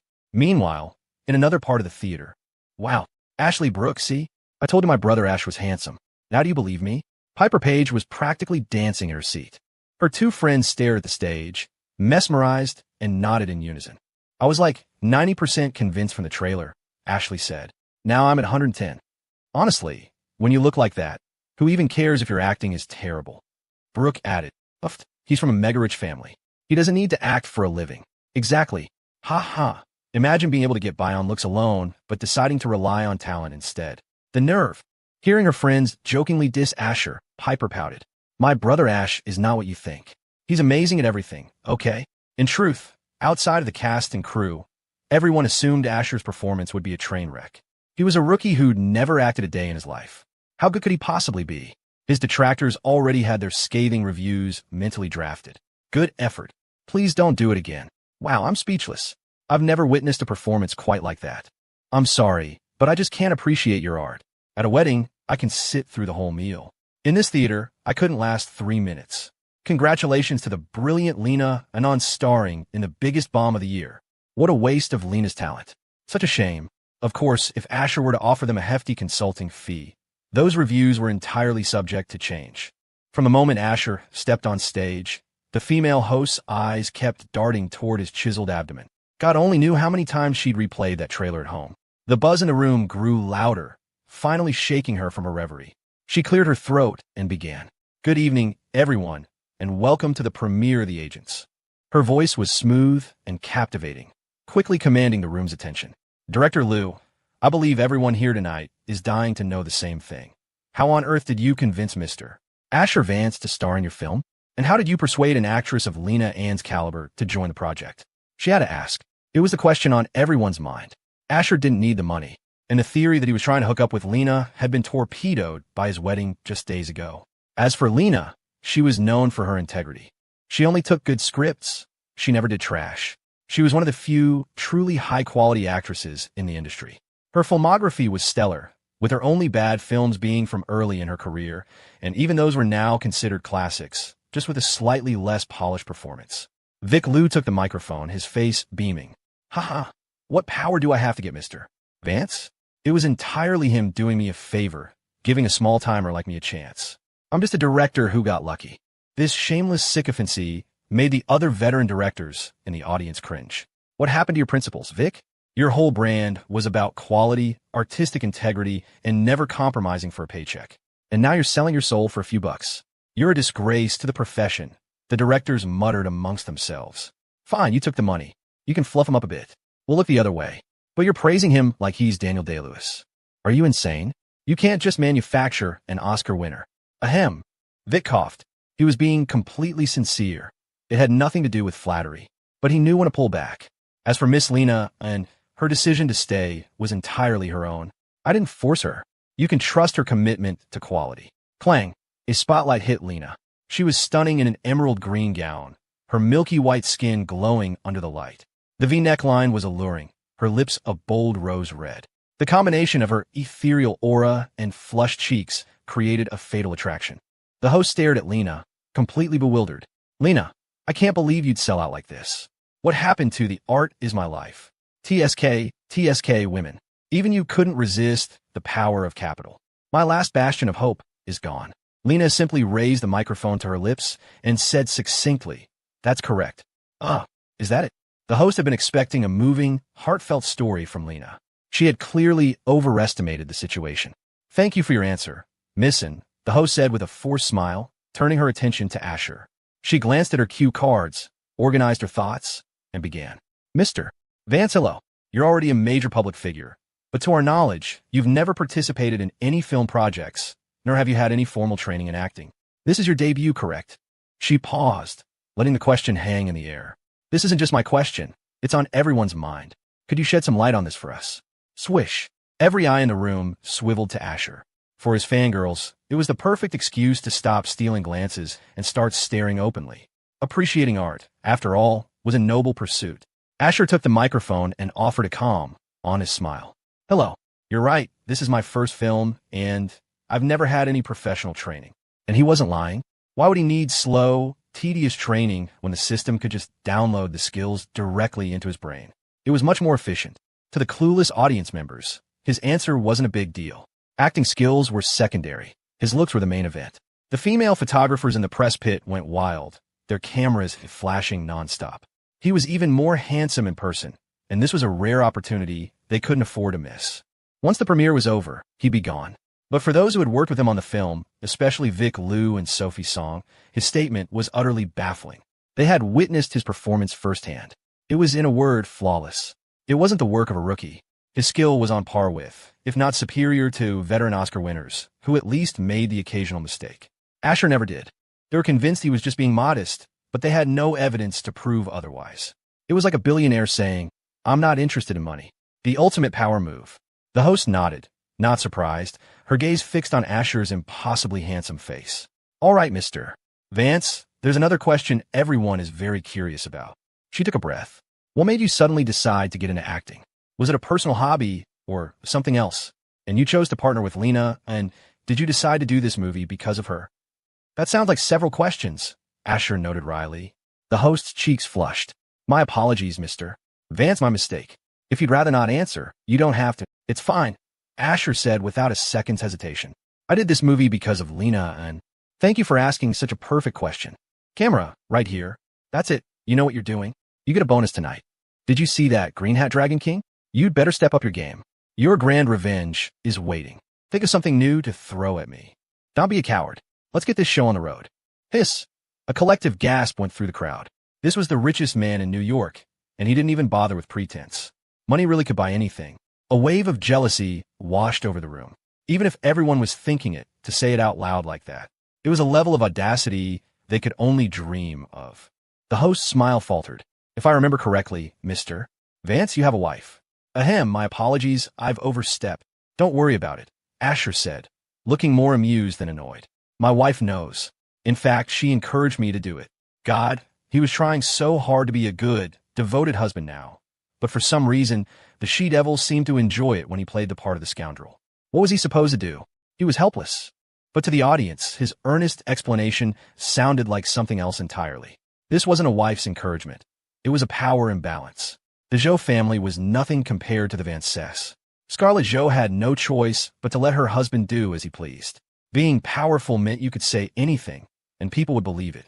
The married men in the audience glanced at their own wives and sighed. If they could, they would grab their wives by the shoulders and shout, "Look at her, and then look at yourselves. It's called being magnanimous, you get it?" The host gave a nervous laugh. She wasn't going to make that mistake again, and quickly steered the conversation away from such a thorny topic.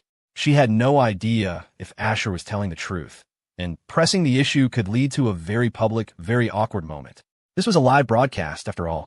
For the next few minutes, she asked a series of softball questions, all circling the public's deep-seated skepticism about his acting ability without ever saying it directly. The show's producer was clearly terrified of offending him. Vic Liu, however, had had enough. He grabbed his microphone, his brow furrowed. "I know many of you here doubt Mr. Vance's acting ability, but I, Vic Liu, will stake my entire professional reputation on this. This film is the best, most successful work of my career, and I doubt I will ever be able to create a masterpiece like this again. Not because I'm not capable, but because Mr. Vance probably won't give me another chance to work with him." Sophie Song chimed in to support him. "The proof is in the film. Just keep an open mind, and you'll see what we're talking about." With both directors having made their stand, the host wrapped up her questions. It was time to let the movie speak for itself. The show was about to begin. Finally, in an inconspicuous seat near the front, a young woman wearing a face mask and bundled up to hide her identity let out a sigh of relief. It was Chloe Vance. She was here to see exactly what kind of movie her brother had been so secretive about. The promotional materials were clearly just clickbait, designed to grab attention. Good thing she'd already saved the high-definition clips for research. Over in another section, Piper Page was staring at the giant screen, her eyes wide and her breathing shallow. Not even the premiere of her favorite A-list star had ever gotten her this excited. "Wow, I've been waiting for this moment forever," Ashley said with a grin. Brooke, wiping a bit of drool from the corner of her mouth, added, "Asher and Lena look really good together in the movie. What a gorgeous couple." Ashley nodded. "You're not wrong. It really works." As the film began, the screen showed the main characters in a marriage counselor's office, seeking help for their marital problems. It was a classic framing device, dropping the audience into the middle of the conflict before flashing back to the beginning. The story had to deliver. The camera then jumped back in time to when the couple first met. The anticipation was palpable. The male lead was handsome, charming, and muscular, pure eye candy. The female lead was beautiful, with fair skin and legs for days. The film could have easily coasted on their looks alone and still been a hit. But then, to everyone's astonishment, both of them could actually act. The audience was dumbfounded. What was happening? The movie had stunning visuals and stellar performances. There was no disconnect, no awkwardness. What the? Did I walk into the wrong theater? This acting is insane. Asher isn't natural. Are we sure this isn't some deep fake AI technology? You can deepfake a face, but can you AI a body like that? Use your brain. Incredible. My apologies, Mr. Vance, I take back everything I thought. I'm officially a believer. In the movie, the plot unfolded with twists and turns. The audience was led to believe the husband was being cheated on, only for the supposedly seductive masseuse, the wife in disguise, to reveal herself as a top-tier spy, taking out a room full of thugs with deadly efficiency. Then, the husband went to a high-stakes poker game, where winning wasn't the point. Losing was just an excuse to pull out a gun and start shooting. It was exactly the kind of stylish, violent aesthetic that audiences craved. Asher's action sequences were seamless and brutal, and according to Vic Liu, he had done all his own stunts. The crowd was hooked. As time went on, the film reached the core of its love-hate dynamic. Both characters, working for rival agencies, were assigned the same target. Then came the brilliant twist. They discovered the person they were supposed to kill was their own spouse. The dramatic reveal sent a shockwave through the theater. The directors and critics in the audience were stunned. No way. They actually pulled it off. They thought they were watching a simple action comedy, but the script was playing 4D chess. Ha ha ha. I finally understand what a love-hate relationship truly means. I can't. My stomach hurts from laughing. If there are more movies like this, I need a list immediately. The audience's attitude had completely flipped. What they thought would be a boring vanity project was now a thrilling ride. They were blown away by Asher's performance. The veteran directors in the room felt their faces flush with embarrassment, as if they'd just been slapped a dozen times. How could they have known Asher was a genuinely talented actor? That old fox, Vic Liu. He hadn't been honest with them at all, not even leaking a few clips to give them a heads up. He'd let them make fools of themselves. Before the screening, they'd been circulating jokes in their private chats, congratulating old Vic on winning the award for the year's first cinematic disaster. But looking at the screen now, this wasn't a disaster. It was a goddamn masterpiece. By the time the credits rolled, the entire theater was buzzing, left wanting more. The film was hilarious, action-packed, and surprisingly heartfelt. It was a story about two people who get married based on attraction without ever truly knowing each other, nearly killing one another as a result. It was a sharp commentary on modern relationships, where couples rush into marriage only to fall apart when reality sets in. But while real-life domestic disputes involved throwing plates, the movie's version involved assault rifles and RPGs. It took a realistic premise and pushed it to an absurd, explosive extreme. That was amazing. I'm seeing it again the day it comes out. No, I'm seeing it multiple times. I'm bringing all my friends. This movie was fantastic. Please make more. I'll admit, I came here just to see the shirtless scenes, but I was wrong. So wrong. This is a genuinely great film. No joke. The gunfights were so slick and smooth. Pure adrenaline. Who was that person who said Asher couldn't act? That some TikTok star would be better? Come out here so I can have a word with you. Exactly. How can you even compare those pretty boy actors to Asher? Don't you dare insult my man like that. I officially declare myself a fan. I never followed celebrities before, but for him, I'll make an exception. After the movie ended, Piper Page and her two friends all had flushed faces. The reason was simple. The film's more memorable scenes. Piper, your brother Ash has an amazing body. Brooke cooed. He looks so solid. If only I could just touch it. Huh. In your dreams, Brooke, Ashley shot back. If anyone's touching him, it's me. You wish you want to be. You should be grateful you even got the chance to see it on the big screen. As the two bickered, their words triggered a memory of the trailer in Piper's mind. Her face turned a shade redder, and she made a grasping motion in the air. If only I could touch it. She sighed, then glanced toward the exit and saw a petite, masked figure hurrying out. Hey, wait a minute. Is that Chloe? Piper, thanks so much for dragging me here tonight, Brooke said, tapping her friend on the shoulder. I would have missed out on an incredible movie otherwise. Piper was still distracted. Brooke, hold on. I think I see someone I know. By the time she turned back, the figure was gone. Where'd she go? She just disappeared. She scanned the crowd, but saw nothing. Did you find your friend? Ashley asked. Piper shook her head. I guess I was mistaken. Oh well, let's talk more about the movie. Piper, I swear, when it officially comes out, I'm booking a whole theater. Brooke rolled her eyes. You can't do that. It's Asher's movie. We've already seen it. Let other people have a chance. Oh, right. As her friends chattered on, Chloe was already outside, breathing a sigh of relief. That was too close. Piper almost saw me. It would have been so embarrassing to admit she'd caved after saying she wouldn't go. Damn it, Ash is so dishonest. No wonder he was so secretive during filming. He had something to hide this whole time, she fumed. I knew a movie with that title couldn't be wholesome. And those promotional clips. They're so explicit.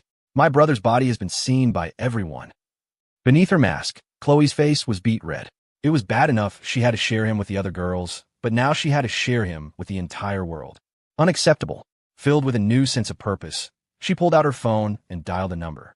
A moment later, a voice answered. "Hello, Raina," Chloe said, her voice sweet as honey.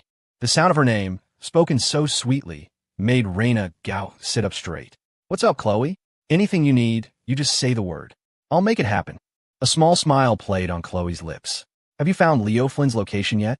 The plan to eliminate him. The sooner, the better. We need to strike while he's vulnerable." Her icy words were music to Raina's ears. "We're on it. I've got my little brother on the case. Try to lure him out, but the fish isn't biting." Ever since the wedding, Leo's gotten a lot more cautious. Raina's voice was tinged with frustration. Chloe just laughed. "Don't worry. He's a cornered rat now. The moment he shows his face, we'll take him down, no matter the cost. It's only a matter of time." In their past life, the heroines had been held back by too many inhibitions. Getting rid of someone in a lawful society was complicated.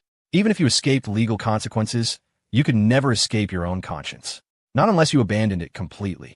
Let's not talk about that loser. It's depressing, Raina said, changing the subject.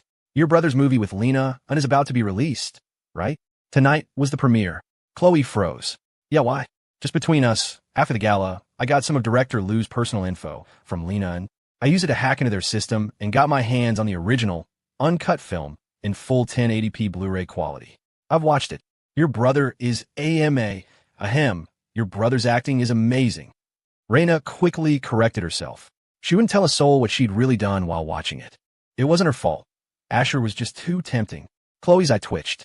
"Raina, if you put this much effort into finding Leo Flynn, he'd already be gone." She wanted to refuse, to say she wasn't that kind of person, but the words caught in her throat. Biting her lip, she relented. "Okay, send me a copy on WhatsApp." "You got it. Sending it now." Back at the post-screening party, Asher thought he could finally slip away. He was wrong. The movie's reception was so overwhelmingly positive that the celebration was 10 times larger than planned. Vic Liu had already booked out a ballroom at a nearby luxury hotel. The rival directors who had been sneering just hours ago now wore expressions of pained congratulation. The slap to their egos still stung. Congratulations. "Lena, Mr. Vance, this film is going to be a massive hit. Lena, here's to another box office championship for you." The industry's biggest names swarmed them, offering praise. As the male lead, Asher had no choice but to stand beside Lena, accepting the accolades. In the film and in real life, they looked like the perfect golden couple. After thanking a wave of well-wishers, Lena turned to him, a wine glass in her hand. Her face was flushed with excitement, and her breath carried the sweet scent of red wine. "Asher, you have a real talent for acting. Look at their reactions. Our first movie together is going to be a huge success." "Talent? Who needs talent? Seriously, I don't. And what's this about our first movie together? Are you planning on making this a regular thing?" One movie to piss off the smirking Dragon King was enough. "Ping. Congratulations, host. You have received strength +1. Asher just smiled. A hit is a hit. Acting was just a whim. You can just say, "I had a moment of temporary insanity." Lena's heart sank. Of course. Did Asher need money? No. Did he need fame? Definitely not. His only goal had been to humiliate Leo Flynn. Trying to keep her expression neutral, she forced a smile. "That's a sad thing to hear. But we're still friends, right?" Asher nodded. "We are." To him, it didn't matter. In the grand narrative, she was destined to be taken by the protagonist anyway. She was just a passerby, a stranger. Their connection was fleeting. More people came over to offer toasts. The room filled with laughter and conversation. Thanks to the system's buffs, Asher's constitution was superhuman. He could drink all night without feeling a thing. Lena, on the other hand, was a seasoned professional. Years of industry parties had given her a high tolerance. But tonight, the crowd was relentless. Fellow actors, directors, producers, they all came to congratulate her, and it would have been rude to refuse a drink. Of course, no one would force her once she'd clearly had too much. But before that point, the drinks kept coming. Asher noticed her face was turning crimson, though she was trying her best to hide it. He stepped closer, intercepting a toast from another actress. After the woman moved on, he leaned in and murmured, "If you can't drink anymore, don't. No one here would dare force you." The familiar, masculine scent of him washed over her. The alcohol had lowered her inhibitions, and a stunning smile spread across her face. "Thank you, Mr. Vance. I can still drink." Asher's mouth twitched. Women were so fickle. Just a minute ago, they were friends. Just call me Asher like before. You're so sweet, she mumbled, her words slurring slightly. Why couldn't the movie be real? It would have been so nice if it were real. Asher didn't quite catch what she said. He was about to ask when another group approached. He once again ran interference, taking the drinks for her. The schmoozing continued until 10:30. Everyone was in high spirits as they began to head home. Asher was about to make his escape when the film crew cornered him. At the risk of offending him, they all suddenly had urgent matters to attend to and couldn't possibly drive Lena home. And they didn't trust a rideshare driver with a star of her status. Remembering the she-devil's words, Asher sighed and agreed to drive the inebriated actress home. What did it matter? He was the villain. The protagonist was the one who would ultimately lose out. In the parking garage of a luxury apartment complex, Asher pulled into a spot. We're here. I'll walk you up, and then I'm leaving. Lena's eyes fluttered open. Her face was as red as an apple. Even with Asher blocking most of the drinks, she'd had more than enough. Oh, we're home? Where's home? She looked around, feigning confusion. Women, natural-born actresses, every single one of them. And Lena was an Oscar winner. Of course, she was genuinely a little drunk. How else would she have gotten Asher to bring her home? Seeing her adorably clueless act, Asher couldn't help but laugh. Hilarious. You said you could hold your liquor, and this is what happens. You need to be more careful. You could get taken advantage of. He immediately regretted saying it. Why was he giving advice to the heroine? This world revolved around the protagonist. If anyone was going to get a lucky break like that, it was supposed to be him. Oh shit. Lena's eyes were hazy as she waved her hands erratically in the air. I'm not drunk. I'm not a 3-year-old. I know how to protect myself. Asher felt that was a load of crap. And me? You don't need to be on guard around me. She gave him a sultry look, a playful glint in her eyes. What are you going to do, eat me? Asher paused, then grinned. I could have before, but not now. I have a wife. Lena's face flushed. Well, you're a real gentleman then, but I don't believe you were so chaste before you had a wife. Asher rubbed his nose. What is this heroine doing? A few sips of booze, and she loses all sense of direction. I call it self-control. Before, I didn't have an excuse to go dark side. Now I do. You'd better not push your luck, or you'll be the one crying later. Haha. That's because you don't know me, he said aloud. Actions speak louder than words. Get out of the car. I have a wife waiting for me at home. Asher opened his door and got out. He walked around to the passenger side and realized Lena hadn't moved. Well, are you getting out, superstar? A sad smile touched her lips. Her voice was soft and weak. Asher, can you carry me out? My legs are so sore and numb. I think it's from standing for so long and all the alcohol. You audacious temptress. You still claim you're not drunk. The truth comes out. Not wanting to waste any more time, Asher opened her door. He then realized her seatbelt was still on. He leaned across her to unbuckle it. As he moved closer, Lena's eyes went wide, her heart pounding against her ribs. What's happening? Is he going to kiss me? Okay, she was ready. Before she could even close her eyes, she realized she'd jumped to conclusions. He was just undoing her seatbelt. With a smooth motion, he scooped her up into a princess carry. Thankfully, it was a high-end complex, and the garage was deserted at this hour. The residents were all prominent figures who valued their privacy. It was the perfect place for a secret rendezvous. Asher carried her to the elevator. In his arms, Lena grew restless. One delicate hand began tracing circles on his chest while the other arm wrapped around his neck. She blinked up at him, her eyes alluring. You don't have to go back tonight, you know, she whispered, her voice thick with intoxication. Stay here with me. I'll show you a different kind of scenery. Asher stopped in his tracks, stunned. Are all the heroines this forward now? Are you for real? Huh. You think I take the words of a drunk person seriously? He scoffed. All right, close your eyes and rest. I'll wake you when we get to your apartment. I'm not drunk, you know. Hee. You'd have to be a fool to believe anything a drunk person says. And whatever else he was, Asher was no fool. He carried Lena into the elevator. Which floor and apartment number? Kiss me, and I'll tell you, she said with a mischievous grin. Asher's eye twitched. He'd never heard a request like that in his life. Okay, I'm just kidding. You're no fun, she pouted. 19th floor, apartment 245. Seeing his strange expression, Lena dropped the playful act. Asher reached out a free hand and pressed the button for the 19th floor. A moment later, the elevator began its ascent. Lena was a pleasant weight in his arms, curvy, substantial, and warm like a heating pad. Having a beautiful woman shifting restlessly in his embrace was a test of his self-control, one he wasn't sure he could pass indefinitely. Can you please hold still? We're almost there.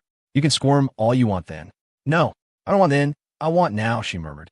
Asher, do you think I'm pretty? You're all right. Average. Among the women I know. That's so mean. Am I not beautiful anymore? Beautiful, beautiful. You're the most beautiful woman in the world, Asher said dismissively, his eyes glued to the ascending floor numbers. If I'm the most beautiful, then why won't you kiss me? She asked, her drunken breath a sweet, wine-scented cloud. When he didn't respond, she began squirming like an octopus. Asher felt his patience fraying. You think you can do whatever you want just because you're a heroine? You just want a mini, not the main event. He gave in and leaned down, intending to give her a quick, chaste peck to shut her up. But the instant his lips touched hers, Lena bit back, taking control of the kiss before he had a chance to react. Asher was completely blindsided. Holy hell, how much did she drink?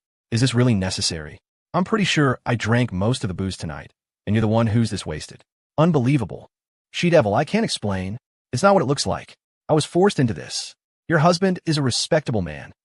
Okay, it's been a minute. You can let go now, right? Ding. A crisp chime echoed through the elevator as the doors slid open.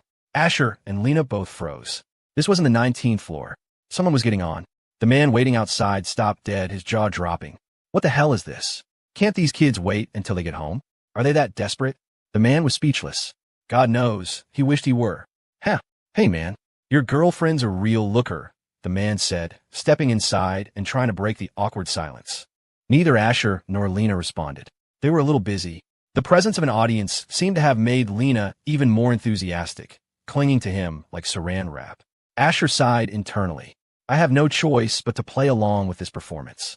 From the man's angle, he couldn't see their faces clearly. They were too tangled up.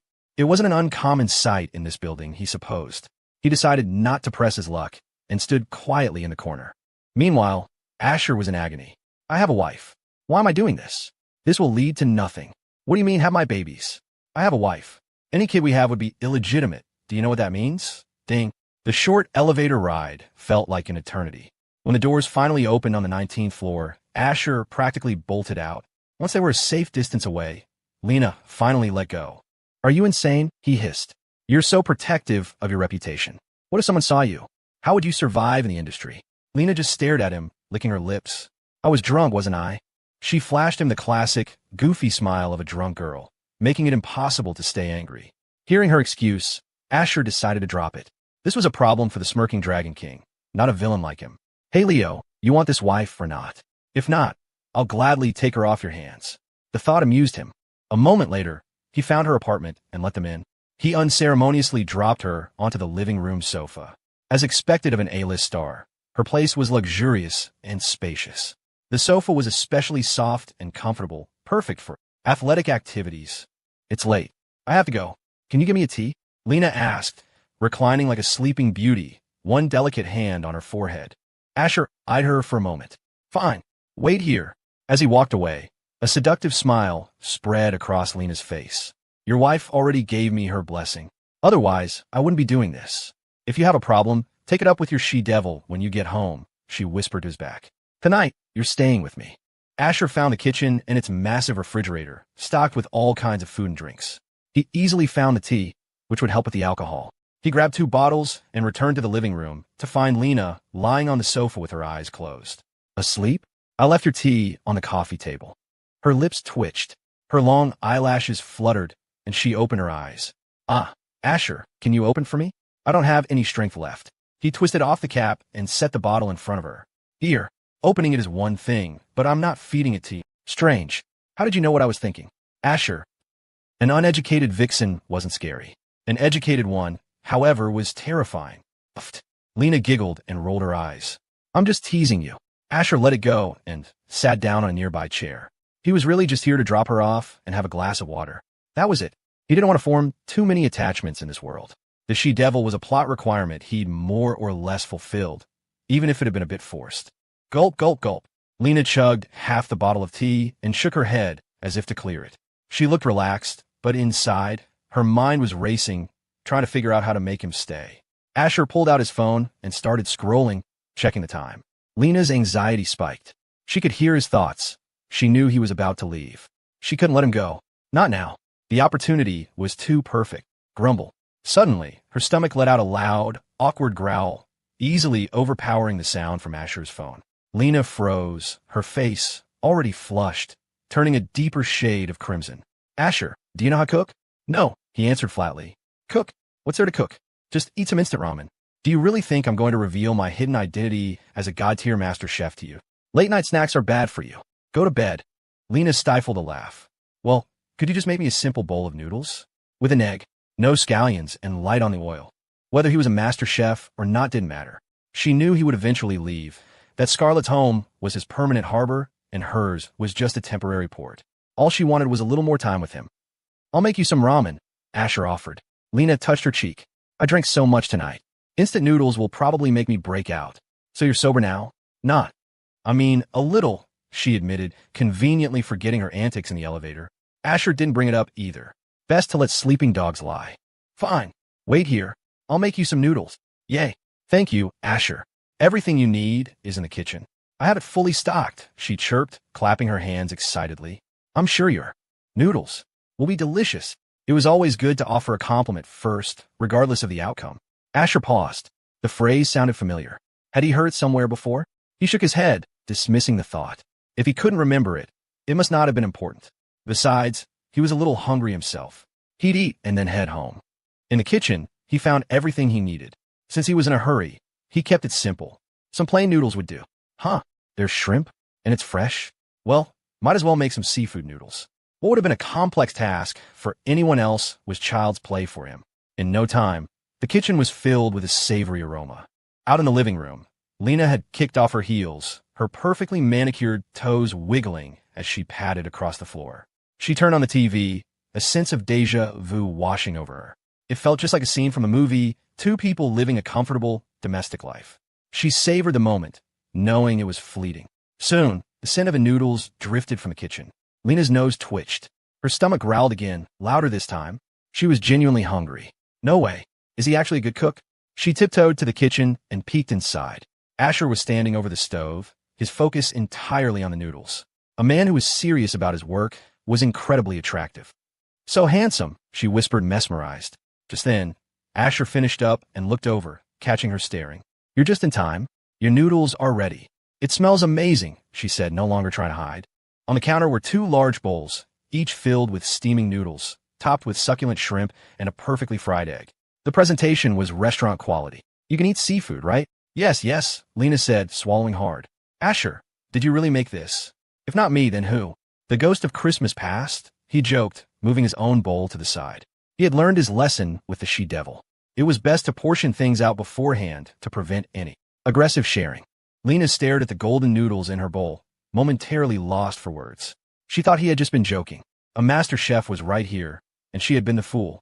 She couldn't wait any longer. Slurp. The noodles were perfectly chewy, and the broth was unbelievably rich and savory. A mouthful of noodles followed by a sip of broth sent a wave of pure bliss through her. She couldn't stop. Asher, I had no idea you were such an amazing cook. Your noodles are so delicious. Don't praise me. Even if you do, you're not getting any of mine. You ate your portion. We'll talk about next time later. Later? When is later? We were colleagues, weren't we? Can you really bear to watch me starve? Yes. You're infuriating. What's wrong with letting me have one bite? You're so stingy. Ugh, you're disgusting. Stop grabbing my bowl. You're going to spill the broth. Just give me some. No, it has my germs on it. I don't mind. Well, I do. Fine, I'll just take it myself. Have you no shame? You're a public figure. So are you. Asher was stunned. He had never witnessed such a level of shamelessness. It was a learning experience. In a bold move, he leaned over his bowl and made a loud P11.I sound. Then he pushed the bowl in front of her. Go on. Eat it now. I dare you, he said, a confident smirk on his face. That had to work, right? There was no way she would eat food he just spat in. The next moment, his jaw hit the floor. Lena snatched the bowl, shot him a triumphant eye roll, and went right back to slurping the noodles. What the hell? You think a little spit is going to stop me? Did you already forget what happened in the elevator? Asher sat there, chopsticks in hand, his expression a priceless mix of shock and awe. I give up. I am truly impressed. You've got guts, I'll give you that. A true heroine. After they finished eating, Asher announced his departure. This time, Lena didn't try to stop him. She walked him to the door, a playful glint in her eyes. Are you sure you don't want to spend the night? If it's inconvenient, I can have a word with your wife for you. Asher's mouth twitched. The world had truly gone mad. I never had any intention of staying here. I'm leaving. He waved goodbye and pressed the button for the elevator. The wait was agonizing as Lena continued her attempts at seduction. When the elevator finally arrived, he rushed inside as if escaping a fire. He might have appeared calm on the outside, but inside, he was in a full-blown panic. If he didn't already know Lena's character from the plot, he would have thought she was some kind of shameless harlot. As the elevator doors closed, Lena licked her lips. Well, I guess that's all for tonight. Back in her apartment, she picked up her phone and opened WhatsApp, finding a specific contact. A beautiful smile spread across her face as she began typing a message, then deleted it. After several attempts, she finally crafted a sentence. Lena and Scarlett, are you asleep?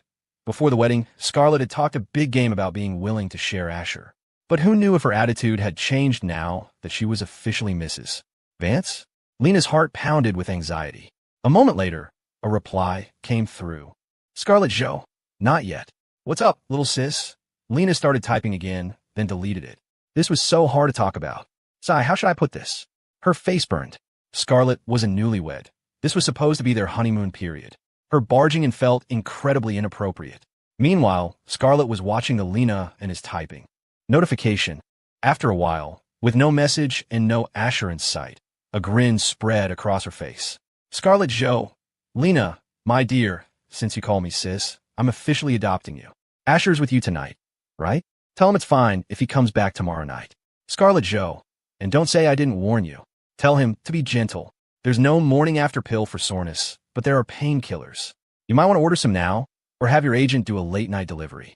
Lena stared at the messages, her eyes wide with shock. These were some R-rated words. It was an eye-opening experience. But one thing was clear, Scarlett hadn't changed her mind. A wave of excitement washed over her. Lena and Scarlett, I'm so happy to hear you say that. But Asher already went home. Scarlett Joe? Scarlett Joe, what the hell? He came back. Why didn't you keep him there? Scarlett Joe, he was perfectly fine over there. Why did he have to come back? Scarlett Joe, Lena, honey, I told him last night he could stay at your place. How could you not seal the deal? Scarlett Joe, what a waste of my good intentions. Lena read the messages, her mind reeling. Her mouth formed a perfect O. Holy shit. She breathed, the curse slipping out unconsciously. It wasn't that she lacked composure. It was that Scarlett was just too good a sister. She was the real deal. Her heart pounded in her chest. She sent back a cute, blushing emoji. Lena and, well, I'm relieved you feel that way. Scarlett Joe, you were worried I'd go back on my word? Please. I always keep my promises. After you've had your fun, you can tell the other girls. I'm not that petty. Lena and, Scarlett, you're a queen. Scarlett Joe. Hey, Asher's back. Photo attachment. Lena and, okay, I won't bother you then. Good night, sis-in-law. Scarlett Joe. Sleep? Sleep is for the weak. Stay and chat with me. Lena couldn't help but laugh. Any other woman would kill for this opportunity, and Scarlett wanted to chat? If it were her, she would be putting that time to much better use. Back at the Vance estate, Asher came home to find the house empty except for his room. He walked in to see Scarlett lying on the bed in a black lace nightgown, engrossed in her phone. You're back? She asked casually, not looking up. Asher rubbed his nose. I'm back. Going to take a shower.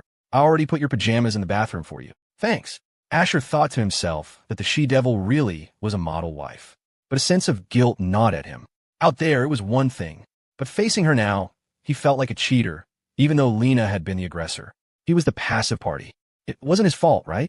He didn't say anything, and Scarlett didn't ask. But on her phone, Lena had already confessed everything, partly to test Scarlett's generosity, and partly to give her a heads up about Asher's inner monologue. As Scarlett read the details, her brow furrowed. Okay, she was a little jealous. To say she wasn't would be lying to herself. On one hand, she typed to Lena, no problem, you did great, please continue next time. On the other hand, she pouted. So you went out for a little snack, did you? No wonder you look so guilty. Tonight, I'm going to have to teach you a lesson. Later that night, Scarlett regretted everything. Her jealousy was completely gone, replaced by a desperate plea for reinforcements. The mid lane was getting pushed hard and was in dire need of support from the top and bottom lanes. Otherwise, the tower was going to fall. The sun was high in the sky the next morning before Asher Vance decided he couldn't stay wrapped in the warm embrace of his bed any longer. He needed to work. A man who doesn't work can't survive.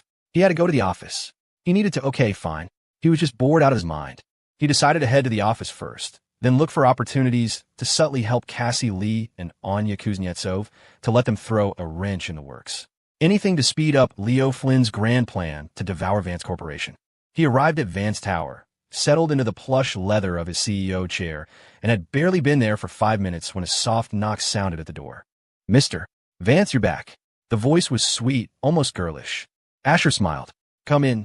The door opened, and Jasmine Jiang, his secretary, walked in, a bright smile on her face. She wore a wine-red professional dress that hugged every curve, her long, shapely legs wrapped in sheer stockings, her heels clicking softly on the polished floor. She was the perfect combination of competent and distracting.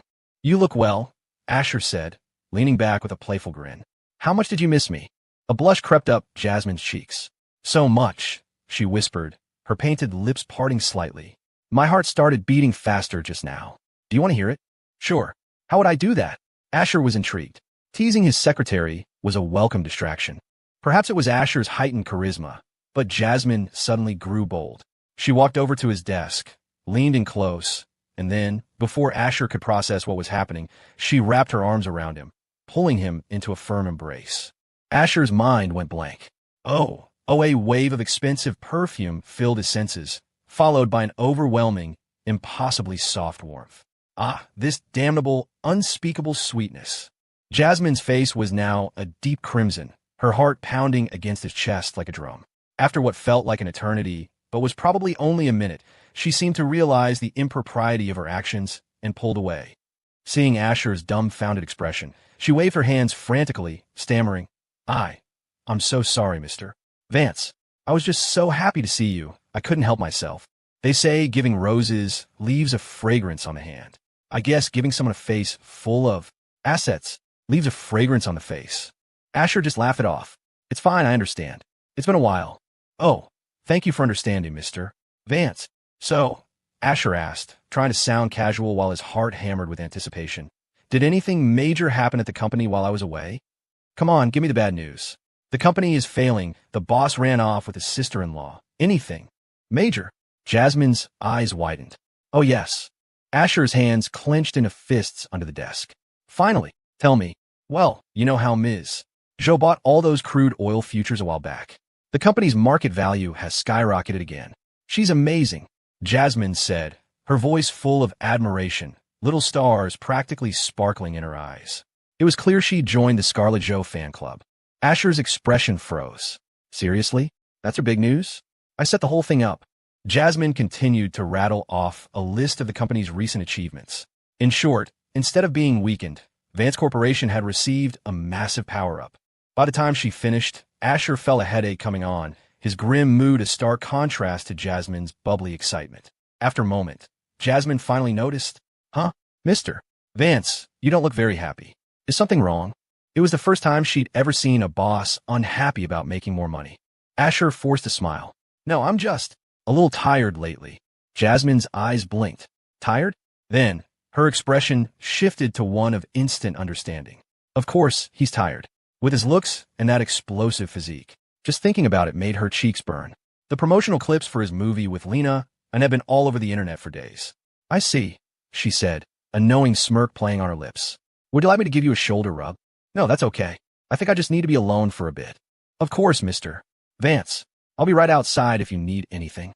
The moment Jasmine closed the door, Asher's face contorted into a mask of pure agony. "Are you kidding me?" he hissed to the empty room. "What is that crooked-mouthed Dragon King even doing? How's the Vance family business getting better? Are all the moles he planted complete idiots?" He let out a frustrated groan. Had Leo Flynn run out of competent people? Were they all useless? He took a deep breath. Okay, not all of them. Anya, the Dragon Queen, at least knew how to use the honey trap to wear a man down. As for Cassie Lee, he hadn't heard a peep from her. She was probably planning something big. Asher repeated that to himself like a mantra, trying to calm down. Then he pulled out a pen and a notepad. If he was going to bring his own family down, he needed a safety net for them. His knowledge of the future was limited, but he remembered enough. He couldn't guarantee they'd return to their current status, but he could at least ensure they'd live comfortably. He didn't know if the world would simply end or just continue without him after his mission was complete. This was his insurance policy. If the world kept spinning, his parents wouldn't have to worry about their livelihood. He knew their so-called friends would abandon them the second the family fell. In a world full of heroines programmed to crush him, their only real option would be to leave the country. Might as well be productive, he thought. I'll draft a super detailed business plan. He put pen to paper, his mind racing as he recalled the industries that would boom in the coming years, listing every company with the potential to become a titan. Whether it would ever be used was out of his hands. Marcos Group headquarters. Chairman's office.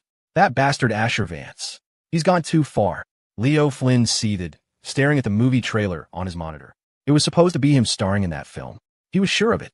With his looks, acting was a breeze. He perfected the art. If it weren't for Asher, he'd probably be tangled up with Lena, and right now. A knock interrupted his thoughts. Come in. Leo quickly closed the video as Manny Marcos walked in. Both of their faces still bore the faint marks of bruises from their last encounter. Manny's arm, however, was now cradled in a white sling. The look was not flattering. Dragon King. Leo shot up from his chair, his expression shifting to one of deep concern. Manny, what are you doing here? You should be in the hospital. Sit. After Manny had taken a bullet, or rather, a kick, for him, Leo's trust in the man had solidified. This is a real one. When things go south, he's there. A man can be humble, even submissive, before he has power. But once he has it, old scores must be settled. Leo was a master of patience. Besides, Manny's loyalty over the years had been unwavering. A good leader didn't need to shower loyal men with promises. A little genuine care shown at the right moments was worth more than gold. Leo personally poured Manny a cup of tea, which made his subordinate flush with surprise. Dragon King, I could do it myself. I'm not so useless I can't even pour tea. Leo gently pushed his other hand away. Manny, you're treating me like a stranger. We're brothers. But Dragon King, I know buts. And from now on, drop the Dragon King. I'm not much older than you. Call me Leo. I'll call you Manny. How about it? A flicker of joy crossed Manny's face. Leo, it's an honor. Leo smiled. Good. After a bit more small talk, Leo's expression hardened. That Asher Vance is hiding his skills well. If we hadn't launched that surprise attack, we never would have known what he was capable of. Don't worry, Manny. I won't let you suffer for nothing. A wave of warmth washed over Manny. Damn, I picked the right boss. From the moment he met Leo, he'd felt an innate admiration for the man. He'd witnessed firsthand the ruthless efficiency Leo displayed overseas. A voice in his gut told him that sticking with Leo Flynn was the surest path to success. Leo, once I'm healed, I'll go back and finish the job. Leo shook his head. No need. Manny blinked. I thought you were going to get revenge for me. Leo's next words cleared his confusion. Has Nightmare returned to the States? Manny thought for a moment. Yes, he's been back for a little while now. Leo stood. Then let's go pay him a visit. Leo, why not have him come to you? Going to him shows respect. Besides, you know how he is. Manny considered it and nodded. Nightmare was the number 3 combatant in the Dragon's Den, and his methods were as brutal as his call sign suggested. They all had blood on their hands, but Nightmare was on another level. He didn't just kill, he savored it. All right, let's go. Leo pocketed his car keys, and the two headed for the underground parking garage. As they walked, Leo's eyelid began to twitch. He ignored it first, but by the time they reached the garage, it was jumping violently. Leo, that guy's been holed up at his family's estate since he got back. We can just head straight there, Manny said, walking toward Leo's car. He noticed Leo had stopped behind him. What's wrong? Don't get in that car, Leo said, his brow furrowed, the twitching now incessant. Have someone check it over. We'll take an Uber. Leo had survived this long, not just because of his talent, but because of his secret weapon, his uncanny luck. Most people's intuition was a vague feeling. His was a physical warning. Whenever his life was in immediate danger, his eyelid would start twitching uncontrollably. It was the reason he'd escaped certain death more than once. Call it metaphysics or call it bullshit. Leo didn't care. It kept him alive. Manny just figured Leo didn't feel like driving. If you're tired, I can call your driver. Leo looked at him, his gaze intense. No, just do as I say. Manny fell silent and nodded. The Lee estate. In a picturesque garden, a young man of about 26 or 27 sat at an outdoor grand piano, lost in a complex and beautiful melody. He had a gentle, scholarly air about him, the very picture of refined elegance. No one would ever guess that this was the man whose enemies knew only as Nightmare. Young master, you have visitors, an elderly butler in a crisp uniform announced. The young man's eyes slowly opened, a glint of cold steel flashing in them before vanishing. He smiled. Mr. Dong, I'm not seeing anyone for the next few days. Please send them away. The butler nodded. One of them says his name is the Dragon King. He said you would understand. Mr. Dong prepared to leave and have security escort the men off the property. He was honestly baffled. Who calls themselves something so ridiculous these days? Dragon King? Why not just call yourself Poseidon and be done with it? But before he could take a step, the young man stopped him. Mr. Dong, he said, a new light in his eyes. I've changed my mind. Let them in. Under a gazebo in the garden, a table was laden with gourmet dishes and fine wine. Dragon King, an honor to have you. Forgive me for not greeting you at the door. Come, a toast. Julian Lee raised his wine glass with a charming smile. He was Nightmare. Leo and Manny returned the gesture. After a few glasses, the conversation began to flow. Leo cut straight to the point. What do you know about a man named Victor Stone? Victor's identity was no secret to Leo. In their world, rivals kept close tabs on each other. A member of the Wolfpack mercenary group, Julian said, elegantly slicing into a steak. Calls himself a super soldier. Some super soldier. Can't even protect his client. It's embarrassing. Leo's spirits lifted. He's interested. That was all he needed. Julian Lee was a battle junkie, but he wasn't a sadist. He sought out worthy opponents, often those even stronger than himself. He was a true predator, relentless in combat until his target was eliminated. Leo had sparred with him once. He was no easy fight. Interested in taking his head? Leo probed. Don't be ridiculous. The man's a ghost. He's probably hiding out under a new name, dodging the dozens of assassins after him. Julian trailed off, catching the implication in Leo's tone. He set down his fork, his eyes narrowing. The air around him shifted, and it was like a different person was sitting there. A raw, unrestrained excitement radiated from him. You know where he is? The fish was on the hook. I do, Leo said smoothly. We had a run-in not long ago. Julian removed the non-prescription glasses from his face, his murderous intent no longer concealed. For him, dropping the scholarly facade was a relief. He polished the lenses, put them back on, and grinned. That's excellent news. You give me his location, and after I kill him, the entire bounty is yours. I don't want a dime. How could I do that? We should at least split it 70-30, Leo said, feigning indignation while secretly celebrating. When it came to Julian, you didn't need money. You just needed to point him at a good fight. He'd probably even pay you for the privilege. Manny, ever the loyal subordinate, blurted out, why only 70%? 30% goes to Nightmare. Any problem with that? Leo shot back, his tone sharp. Manny caught on, laughing awkwardly. Ha ha, you're too kind, Julian said. I'm not saying I'm above money, but I really don't care about this particular sum. Leo raised his glass. Then here's to you. The motion was lightning fast. Julian saw through the act, but didn't comment. He truly wasn't interested in the money. Victor Stone's primary skill is a powerful, ancient leg-based martial art, Leo explained, offering vital intelligence. Try to attack his center. His punches are nothing special, just brute force. Julian's grin widened. This information was invaluable. He didn't just want to fight strong opponents. He wanted to dismantle them as efficiently as possible. Come, Dragon King, let me pour you another drink. In a duel between masters, victory could be decided in an instant. The one with more information held the advantage. After a few more rounds, Leo finally laid his cards on the table. The Vance family of New York. I'm sure you've heard of their wastrel son, Asher Vance. Julian smiled. You have a grudge with this man? Leo nodded. A deep one. To the death. What do you want me to do? I want to join forces with you and swallow the Vance family whole. Julian froze. The Vance fortune wasn't some paltry bounty. It was a colossal, multi-trillion-dollar empire. A slow smile spread across his face. What are our chances? And don't forget, the Vances are deeply entrenched. They won't be easy to move. 60%, Leo said, holding up 6 fingers. With you and a few other strategies, we can make it 70. Of course, probability was just a numbers game. You could have a 99% chance of winning the lottery and still lose. It was all about execution. Julian did the math. The odds were good, and the Vance fortune, it would be enough to sustain the Leaf family in absurd luxury for 100 generations. He was tempted, very tempted. He loved spending money, even if he didn't care about earning it. Since the Dragon King wants to make a move, fine, Julian said, his smile not quite reaching his eyes. But isn't 70% a bit of an exaggeration? Don't take me for a fool. Leo shook his head. Not all. I never exaggerate. I have my reasons.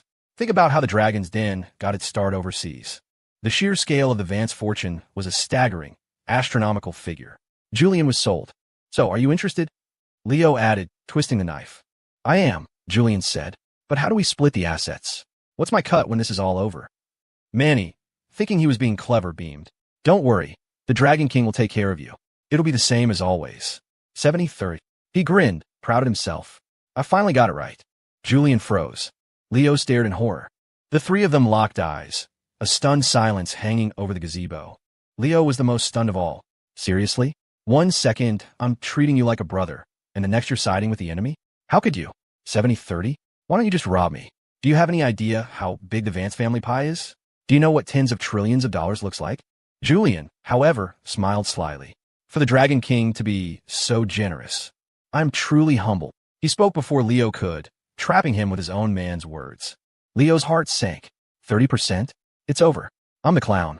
Forcing a smile, Leo tried to change the subject. Such beautiful weather today. Let's talk about something else. Julian wouldn't let him. No, Dragon King, let's settle the split first. Leo cursed Manny internally. Manny, for his part, felt a twitch at the corner of his mouth. He knew Leo well enough to recognize the signs. When Leo wanted to change the subject, it meant he was furious. Leo took a deep breath and smiled, deciding to probe for Julian's bottom line. Fine, let's get this settled. Nightmare, tell me what you can offer. You get what you earn. Fair is fair. Julian downed his glass of red wine. I'll provide money and manpower. The full might of the Leaf family is at your disposal. He paused, then added, furthermore, I will persuade the neutral factions within the den to lend you their full support. Though Leo was the Dragon King, his command wasn't absolute. He had loyalists like Manny, but many members were there for mutual benefit. They were a coalition of interests, not a monolith. He hadn't built the organization from scratch over decades. Loyalty couldn't be won by brute force alone. Julian, meanwhile, had his own calculus. Leo could command Anya and had already planted moles inside the Vance organization. He was the one who had laid the groundwork. If Leo was willing to share a piece of the pie, great. If not, Julian could wait. If Leo was strong enough to take down the Vances alone, he deserved the spoils. If he failed, or if both sides crippled each other, Julian could step in and clean up. Leo knew exactly what Julian was thinking. But Julian didn't know what Leo knew. Anya had already betrayed him. That was Leo's trump card. For the first time in his life, the battle-hungry Julian Lee felt the pressure. It was simply too much money. If it were a few billion, he'd treat it as a game. But this was life-changing. It wasn't about the money itself. It was about the principle. Why work your ass off and bow to someone else for a pittance when you could be the one in charge? Ha ha ha, good. Leo's laughter boomed, and he agreed without a moment's hesitation. What did he need most right now? Manpower. And here's a guy who could deliver it in spades. Seeing Leo laugh, the tension on Julian's face finally broke, and he laughed as well. He had been worried Leo would refuse. That fear was now gone. Manny, seeing his boss happy, also chuckled along, the three of them sharing a moment of seeming camaraderie. Seizing the opportunity, Manny chimed in, let's get this settled then. We'll draw up a contract, 70-30 split. With trillions on the line, a verbal agreement wasn't enough. They needed lawyers. Leo shot Manny a death glare. Manny froze. Julian's smile stiffened. What the hell? This guy has a rebellious streak, doesn't he? Didn't you just agree? The next moment, Leo said something that caught them both completely off guard. 30%? How is that enough? Nightmare is providing both money and manpower. 30% is an insult. We split it 50-50. Pissed. Julian sucked in a sharp breath. What has gotten into Leo today? He wondered. Voluntarily giving up profits? This skinflint is usually tighter than a clam. But he wasn't going to question it. Once it was in writing, it was binding. If Leo tried to back out, he'd burn the world down to get his share. These thoughts flashed through his mind in an instant.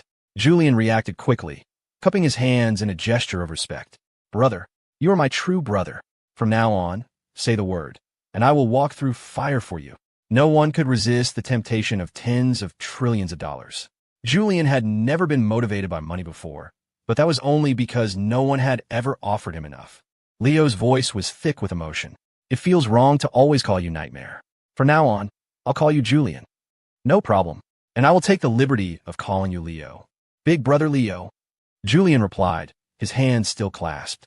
Only an idiot turns down free money. Leo patted his own thigh. Julian, I have to be honest with you. This leg, it's broken. With a dramatic flourish, he lifted his leg and slammed it onto the dining table. Julian played along. Oh, how did it happen? That bastard Asher Vance did it. The nerve. That man is a menace to society. Big brother Leo, allow me to fix this leg for you. Brother. The scene was so overly dramatic, it was almost comical. To an outsider, they would seem like the closest of friends. Manny just stood on the sidelines, the corner of his mouth twitching, a sour feeling brewing in his stomach. He'd only just been granted the title of brother, and already he was being replaced. Out with the old, in with the new. The three men raised their glasses and drank again. Leo's strategy was simple. In the current situation, he couldn't win alone. This was a classic case of borrowing a knife to kill a man. The money wasn't in his hands yet. Everything else was just talk. Julian poured himself another glass, then one for Leo. He noticed Manny's glass was still 2/5 full and instinctively moved to top it off. When a man is in a good mood, the world seems beautiful. Before, you couldn't have paid Julian to pour someone else a drink. But Manny pulled his glass back, waving a hand dismissively. Still got some. Julian paused, then laughed awkwardly. All right, more for me then. With the floodgates open, Leo aimed his next attack at Asher. Julian, there's something you're not going to believe. What is it? Tell me, Julian said, setting down his glass. Leo's voice was heavy with meaning. Do you know why Manny and I look like this? Julian glanced at them. The swelling hadn't gone down. Manny, in particular, looked rough. He shook his head. No, Asher Vance did it all. Julian was confused. He sent people to beat you up? Yes. And no. Julian frowned. Leo didn't hold back. One reason was Victor Stone. The other was Asher Vance himself, that sneaky bastard. At the mention of Victor, Julian's eyes lit up with a feverish glow. But what truly shocked him was the idea that the notoriously unyielding Victor Stone had bent the knee to a corporate giant like Asher Vance. It finally explained how Leo knew his location. As he flexed his fists in anticipation, Julian asked, that can't be right. Even with Victor, it was 2 against 2. You should have been able to handle him. Manny interjected. Leo said it was Asher, too. Asher? He's just a rich playboy. What's he going to do? Throw money at you? You're right about one thing, Leo said, a vicious glint in his eye. He threw his fists. The man is a master of some ancient martial art. His skill level is high, maybe even top tier, and his proficiency is at least on par with mine. I suspect he's mastered 2 different disciplines, both at an advanced level. Julian's expression was a sight to behold. To even learn one ancient martial art was to be one in a million. To reach an advanced or master level was to be at the absolute pinnacle. Julian was one of those lucky few. His own style was one that grew more ferocious with every injury. The classic berserker fighting method. It had its drawbacks. If his final desperate attack failed, he had to flee, as it would leave him in his weakest state, needing days or even a week to recover. But the United States was a greenhouse for the wealthy. Asher Vance was the son of a corporate titan. He had more money than he could ever spend. Why would he waste time on something so grueling? Julian didn't believe a word of it. Ha ha ha. Julian, I knew you wouldn't believe it, Leo said with a smirk. Some things you just have to experience for yourself. Julian just smiled back. Come, big brother Leo, drink up. We're just trying to warn you, Manny grumbled, annoyed at Julian's skepticism. Julian's interest was piqued. Was this some kind of team effort to psych him out? All right, then tell me, what's so special about Asher's martial art? Manny didn't hesitate. One is a defensive technique. No matter how hard we hit him, he didn't seem to feel any pain. The other is a striking art. Every time he throws a punch, it makes a sound like a firecracker going off. Julian froze. He can hit, and he can take a hit? A human fighter jet? It sounded too exaggerated. A fighting style that created audible cracks in the air.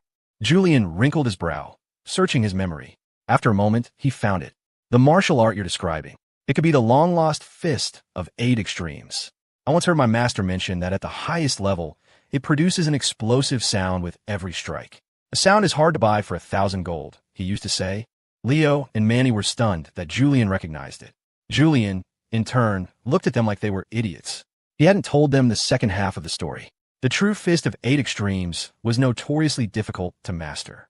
Even his own master had joked that he was glad to not live in an era where practitioners of that art were common, where he'd have to walk around with his tail between his legs. Of course, the harder something was to learn, the greater the reward. It was an art that required decades of dedication. Julian still refused to believe that Asher Vance, of all people, could be a master of the legendary fist of 8 extremes. After that, Leo and Manny dropped the subject. They moved on to Victor Stone and the details of their contract. Let Julian be stubborn. A man who hasn't been brutally beaten by reality will never learn. Let him go test Asher's fist for himself. Once he was picking his teeth up off the floor, he believed them. When it came to the contract, neither man was willing to be careless. They immediately summoned the best lawyers, drafting, deleting, and redrafting clauses for hours. It was a good thing the lawyers hadn't witnessed the earlier display of brotherly love between Leo and Julian. They would have coughed up blood. This is what you call brotherhood? Even the most complex corporate mergers weren't this meticulously detailed. Damn it, who would be so vicious? Who want me dead this badly? Leo Flynn roared, his eyes filled with fury. The car he'd sent for inspection had a problem, all right. A bomb. If he hadn't trusted his gut, he'd be a smear on the pavement. Thankfully, it had been found before it detonated. After venting, Leo calmed himself and spoke into his phone. Check the security footage from the entire past week. I want to know who has the balls to come after me. He was about to hang up when a thought struck him. Wait, your orders, Dragon King. Have the rest of the cars checked too. Yes, sir. Leo ended the call and let out a long breath. Better safe than sorry. He'd been on both ends of enough ambushes to know you never left a single stone unturned. Who wants me dead?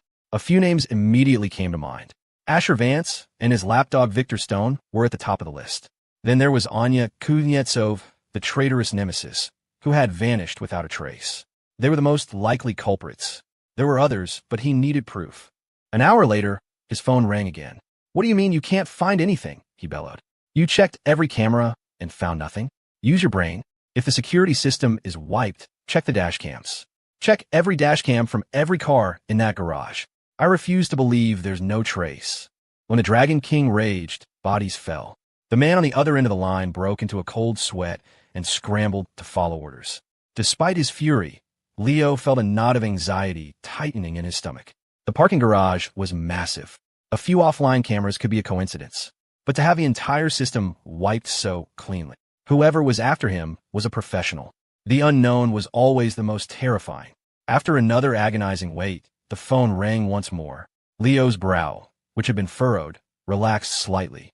But as he listened to the report, it tightened again, twisting into a knot of pure rage. You're all useless, he screamed before slamming the phone down. Every last one of you is a useless waste of space. The corner of his mouth twitched uncontrollably. The person trying to kill him had spared no expense. The rest of his vehicles were also rigged with explosives. They weren't just trying to kill him. They wanted to launch him into orbit. It was pure luck he'd found them in time. Leo gripped his phone, his knuckles white. Whoever was responsible would pay. He quickly dialed Kevin Gao's number. The kid had a rebellious streak down. Every last one of you is a useless waste of space. The corner of his mouth twitched uncontrollably. The person trying to kill him had spared no expense. The rest of his vehicles were also rigged with explosives. They weren't just trying to kill him. They wanted to launch him into orbit. It was pure luck he'd found them in time. Leo gripped his phone, his knuckles white. Whoever was responsible would pay. He quickly dialed Kevin Gao's number. The kid had a rebellious streak, but he was useful, and right now, he needed Leo. Yo, Kevin's voice chirped. Dragon King, what can I do for you? Leo's eyelid twitched. Of course. This little brat saw everything in terms of profit. I almost died, and you sound like you just won the lottery. Are you hoping I kick the bucket? A sneer formed on Leo's lips. I have a job for you, Mole. I need you to investigate why a certain surveillance system went down and track down the hacker behind it. Oh, what system? Kevin asked, a faint note of surprise in his voice. Leo, consumed by his anger, missed the subtle shift in tone. The underground parking garage at the Marcos Group building. And check the dash cams, too. See if you can recover the lost footage. Easy peasy, Kevin said, his tone shifting back to business. Now let's talk about my fee. Leo's face darkened, but his life was more valuable than his pride. Name your price. Excellent. I'm a man of my word. Fair prices, honest work, Kevin chirped, launching into a negotiation. He's the accomplice, Kevin thought gleefully. If Leo knew, he'd probably have an aneurysm. Leo's face grew darker and darker. The fear, the anger, and now Kevin's shameless price gouging were almost too much to bear. After a heated round of haggling, Leo managed to slash the price by a fifth. Get it done, and you'll be rewarded, Leo grunted. Yeah, I know, Kevin said dismissively before hanging up. Leo unleashed a string of curses, thoroughly greeting every member of Kevin Gao's family tree. A few days later, on New Year's Day, New York City was alive with celebration. Today was the premiere of The Agents, the movie starring Asher Vance and Lena, and thanks to Asher's influence, it was showing in every major theater in the city and across the country's top markets. Smaller theaters, wary of a potential flop on the busiest day of the year, passed on it. Oh my God, I've been waiting for this movie forever. I have to go lick the screen. National husband is king. Those abs are insane. And the director said they're real, not some cheap stick-on props. Appa, I'm coming. So what if his acting is a little rough? I'm here for the face. Who needs acting when you look like that? The theaters were dominated by women. The few men present had clearly been dragged there by their girlfriends, mourning the loss of their money and 2 hours of their lives. The first wave of moviegoers entered, expecting little more than a pretty boy spectacle. By the time the credits rolled, they realized how wrong they had been. This wasn't just eye candy. This was a legitimately high-quality, hardcore action film. When the movie ended, the entire theater sat in stunned silence for a few seconds, still processing what they had just seen. Then, the room erupted in thunderous applause. Oh my God, that was amazing. It was so funny, and Asher was so handsome. I think I'm in love. You witch, keep your eyes off my man. Allie, you're asking for it. Just wait until we get home. I have to post about this. All my friends who said I was wasting my money are the ones who are really missing out. Anyone going for a second viewing? I feel like I didn't get enough. Count me in. I'm already buying another ticket. Was that really Asher? His acting was on point. The way he delivered his lines. You could tell he secretly practiced for a long time. He didn't practice. This was his first movie, and he did all his own lines, no dubbing. In today's hyper-connected world, news traveled fast. Among the regular moviegoers were several influencers with millions of followers. This film was controversial, and they saw it as their duty to save their fans' money. They would be the test audience. If it was good, they'd make a video recommending it. If it was bad, they'd warn everyone to stay away. A little clout chasing, a little public service. One female influencer, whose TikTok channel Sasha says had over 1 million followers, rushed out of the theater and immediately started a live stream. Guys, sisters, The Agents is incredible. Asher's acting is amazing. I strongly recommend everyone go see it. I can't. That body. Wow. She took a deep breath, her face flushed. Her followers poured into the stream. Whoa, Sasha, how much did they pay you? You swore yesterday you'd never take dirty money. It's over. She's a simp. In her eyes, a handsome face is all that matters. I'd be a fool to waste my money on this. Hey, streamer, I'll buy your hair clip for the price of a movie ticket. Free shipping. Why would I, a guy, want to go stare at another dude's abs? I'm here for Lena Ann's legs. Is his acting good or not? Just tell us. The influencer cleared her throat, collecting herself. Okay, first, as a professional film critic, I guarantee you, Asher's acting is on point. If you go see this movie and find that I'm wrong, you can come back, unsubscribe, and flame me in my comments. Second, the movie itself is hilarious and action-packed. It's easily in my top 3 of all time. Handsome man, beautiful woman, incredible acting. What are you waiting for? I'll put it this way. If this movie doesn't become a blockbuster, I will shut down my studio. Her bold declaration stunned the chat. Damn. Okay, now I have to go see it. I'm going to. Shut down my studio, you said it. I've got the screen recording to prove it. Flame you? No way. You can flame me anytime you want. Admin, we got a weirdo in here. Kick that last guy out. He's a menace to society. Hey, hey. So how much did they pay you for real?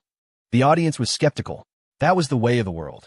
Even if someone told you the winning lottery numbers, you'd probably still doubt them. But as more and more showtimes passed, the film's reputation and word of mouth exploded. The reviews were overwhelmingly positive. Before the day was half over, every ticket for the rest of the week was sold out. The movie didn't need to buy publicity. The buzz was generating itself. It completely overshadowed a famous singer's new album release, leaving him to cry in a bathroom stall. Meanwhile, after several days of peace, Lawrence and Eleanor Vance returned to the mansion, along with Chloe and Anya. The house was once again full of life. The moment Anya walked in, Asher swiftly intercepted her, steering the Dragon Queen into a side room. Take the Dragon Queen's path, so the Dragon Queen has no path to take. Scarlet, watching this from the hallway, just smiled knowingly. After Asher emerged, mission accomplished, he was cornered by his father in a stairwell. Listen to me, Lawrence said, his voice low and serious. Your mother and I aren't waiting any longer. We want a grandson this year. I don't care what you have to do. If it doesn't kill you, just keep at it. If work is too tiring, quit. Stay home and rest. He clapped his son on the shoulder, speaking with the gravity of a seasoned veteran. He had no idea about the system's buffs.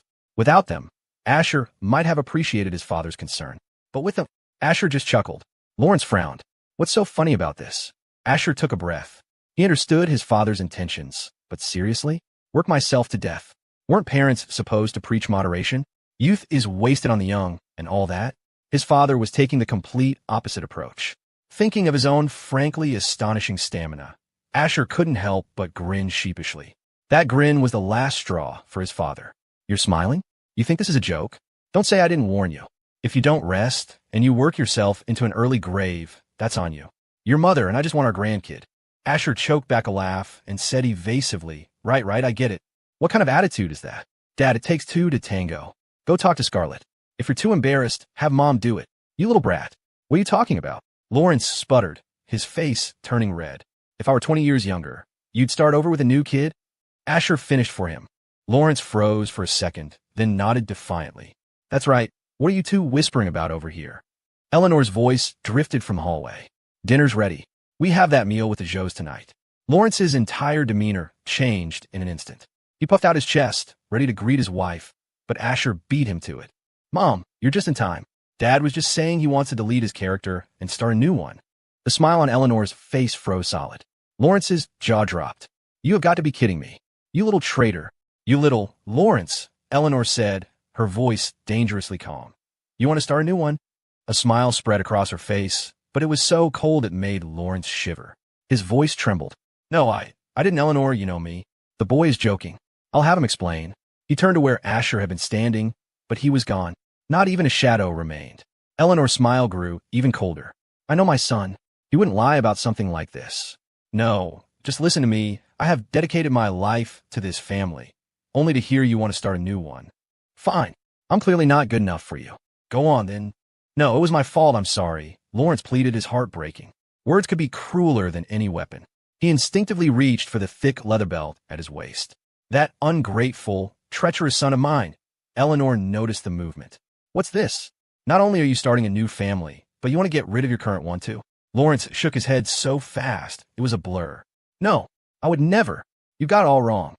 After a great deal of begging and pleading, Lawrence finally managed to soothe his wife's anger. It was all Asher's fault. That kid had made a habit of throwing his father under the bus, and now it had become an art form. After lunch, Asher took his she-devil, Scarlett, out for some shopping. His parents had their own plans. That left Chloe and Anya at the mansion. Anna, Chloe began, using the more familiar name.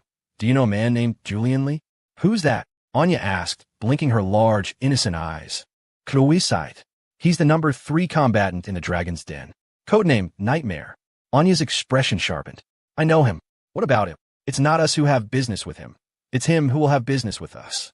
He's going to become Leo's primary weapon against Asher. When? Anya asked, her tone flat, laced with killing intent. I'm not sure. Soon. Raina just called. Leo found all the bombs you planted. Anya drew a uniquely shaped, razor-sharp dagger, murmuring to herself, I never expected that to kill him anyway. Anna, you're not planning to go after him alone, are you? Don't. We have the upper hand right now. With you and Victor Stone here, my brother is safe. Besides, he has his own skills. If we just lay low, Leo can't touch us. Anya shook her head. Some things have to be done. Then we need to find the right opportunity, Chloe insisted. Anya thought for a moment. Zara Thorne's grandfather has connections to Leo, doesn't he? Have Zara set up a little party for him. A trap. Chloe's eyes lit up. Anna, you're a genius. Why didn't I think of that? Hold on. I'll call Zara right now. A few moments later, Chloe had explained the plan. Kill Leo, and Asher might die. Don't kill Leo, and Asher would definitely die. Zara didn't hesitate. She agreed immediately and told them to come to the Thorne estate as soon as possible. Isn't today too short notice? Chloe asked. That's the point. It's supposed to be rushed. Go tell the others. I have to prepare. The line went dead. Zara stared at her phone, whispering, You saved me once. Now it's my turn to save you. She walked toward the main courtyard where her grandfather, Marcus Thorne, was drinking with several other old men. He was in high spirits when he saw his beautiful granddaughter, dressed in a striking red dress, approach. Before he could speak, Zara said, Grandfather, call Leo Flynn. Tell him to come for dinner tonight. The other old men, a mix of underworld bosses and powerful businessmen, froze. Marcus, what is this? We've all been trying to set you up with our grandsons. Who the hell is Leo Flynn? Marcus, however, leaped to his feet, his usual stoic image forgotten. Excellent. Excellent. I'm so glad to hear you say that. Just one condition, Zara said. Don't tell him it was my idea. Say it was yours. Marcus paused. Is my granddaughter shy? He thought. A young woman inviting a man home to meet the family. Of course she's shy. Grandfather, do you agree or not? Zara pressed, her brow furrowing. He stroked his beard, his face wreathed in smiles. I agree. Of course I agree. This is about your future. How could I not? Zara nodded, then turned and walked away, the click-clack of her heels echoing on the stone. The moment she was gone, the table of old men erupted in protest. Marcus, you owe us an explanation. You seem perfectly happy with my grandson. This isn't right, Marcus. You're breaking our hearts. That's right. A little courtesy goes a long way. Who is this Leo Flynn? I've never heard of a powerful Flynn family in New York. Is he from D.C.? Marcus Thorne was the oldest of the group and the head of the most powerful family. They were all childhood friends, old enough to have one foot in the grave, so they didn't stand on ceremony. Their primary concern now was securing a future for their descendants. Gentlemen, my sincerest apologies, Marcus said, clasping his hands together, his smile not quite masking his guilt. The other old men's faces turned grim. Apologies? We don't believe you for a second, you old fox. This Leo Flynn. He doesn't come from any notable family, Marcus explained, sensing the shift in the room's atmosphere. I just have a good feeling about the boy. The old men looked like they were about to be sick. Marcus, we were here first. This is a low blow. You told us your granddaughter needed a husband, and we dropped everything to come here and help you. How could you do this to us? Marcus chuckled. It's not my fault. You heard my granddaughter, didn't you? She specifically asked for this young man, Leo Flynn, and you all know what she's like. Once she sets her mind on something, you can't change it. My hands. They were tied. He spread his hands in a gesture of helplessness. Let's see you argue with that. If their grandsons were capable enough to win her over, he would welcome the competition. But the old men knew he was playing them. The man was a cunning, shameless cheat. The problem was if their grandsons had what it took, they wouldn't need their grandfathers to play matchmaker in the first place. But they couldn't just let it go. Zara's one sentence had undone all their work. It's not like it's a done deal, Marcus said, trying to placate them. There's still a chance. They all exchanged glances. They knew he was just saying that. The grin that had been plastered on his face told a different story. He had no intention of letting this Leo Flynn get away. After calming the disgruntled group, Marcus quickly found a quiet corner and personally dialed Leo's number. Mr. Thorne. Leo's confused voice came through the phone. To what do I owe the pleasure? Marcus laughed. Leo, my boy, come over to my house for dinner tonight. Leo was stunned. Dinner at the Thorne estate? Mr. Thorne, that's very kind, but it's not necessary. I can have some supplements sent over for you. Supplements? I have more supplements than I know what to do with. It's the holidays. Can an old man ask for some company? It's not that, it's just, I might be busy today. Marcus cut him off. The real reason I'm calling is because of Zara. Leo's brow furrowed. He remembered the cold shoulder she'd given him before. He was the Dragon King, not some lovesick puppy. He had his pride. Mr. Thorne, I've come to realize that you can't force these things. I may be interested, but she is not. Even with you playing matchmaker, it's unlikely we'll ever get together. Being a woman's simp? How humiliating, especially when you get nothing in return. Who said she's not interested? Marcus shot back, a hint of panic in his voice. I saw the way she looks at you. That's why I'm asking you to come tonight. Her parents will be here, the whole family. I may be old, but my words still carry some weight. Leo's heart began to pound. Zara's parents would be there, and Marcus himself was promising to smooth things over. Even if he couldn't win Zara over immediately, this was a golden opportunity to form an alliance with the powerful Thorne family. He smiled sheepishly and chatted with Marcus for a few more minutes, playing hard to get. The Dragon King had standards, after all. He couldn't appear too eager. Marcus, a veteran of these games, saw right through him. With their goals aligned, the matter was quickly settled. Don't bring anything tonight, Leo, Marcus said warmly. Just come. Treat this place as your own. That wouldn't be right at all, Mr. Thorne. You're like a grandfather to me. Even when going home, one must show proper respect. I'll bring a small gift, just a token of my appreciation. Ha, wonderful, wonderful. I'll leave it to your discretion. Night fell. In a private room at a luxurious hotel, Eleanor Vance was on the phone. Chloe, honestly, she said, her brow furrowed with disapproval. How could you miss such an important family dinner? What am I supposed to tell everyone? On the other end, Chloe knew she was in the wrong, but she held her ground. Mom, I really do have something incredibly important to do tonight. I don't care what you young people consider important. Is it more important than spending time with your family? Eleanor's voice was sharp. She was a woman who valued family above all else. For the Vances, money was just a number. Family was irreplaceable. Hearing her mother's tone, Chloe's mind raced. An idea sparked. Her cheeks flushed as she blurted out, Mom, I can come over right now, but Do you still want to meet your future son-in-law or not? Eleanor froze. A moment later, she gasped. You have a boyfriend? When did this happen? Why didn't you tell me? Who is he? Is he good to you? How serious is it? When are you bringing him home? The barrage of questions left Chloe speechless. Where was she supposed to find a son-in-law on such short notice? Then again, wasn't the perfect candidate already in their lives? Mom, you're going to scare him away. Scare him away? If he's not dating you with marriage in mind, then he's just a punk. I don't care if his family is poor, as long as he treats you well and is a decent person. Just tell me his name, and I'll do a little background check for you. Mom, I have to go. He's here. Talk to you later. Love you. Chloe hung up before her mother could press further. Telling one lie was easy. Supporting it required a mountain of others. Eleanor stared at her phone. Does she really have a boyfriend, or was that a bluff? Knowing her daughter, she wouldn't stoop to hiring an actor. She decided to believe it for now. Eleanor, the food's on the table. Come on in, Lawrence said, stepping out of the room. He saw the look on her face. Did Chloe answer? Eleanor nodded. She did. She's on a date with our future son-in-law. Lawrence's expression shifted. The daughter he had raised for so many years was finally being given away. The thought pained him. What hurt even more was that she hadn't brought the young man home for him to inspect first. Why didn't she bring him? She was probably shy. Shy? Is the Vance family some kind of lion's den? Am I some kind of monster who eats people? Lawrence grumbled. Eleanor smiled. Stop being dramatic. Let's go in before the Joes think we've forgotten them. Meanwhile, at the Thorne estate, the atmosphere was festive. The staff, having heard that the young mistress was finally bringing a man home, were all beaming. Even the usually grim-faced security guards looked cheerful and harmless.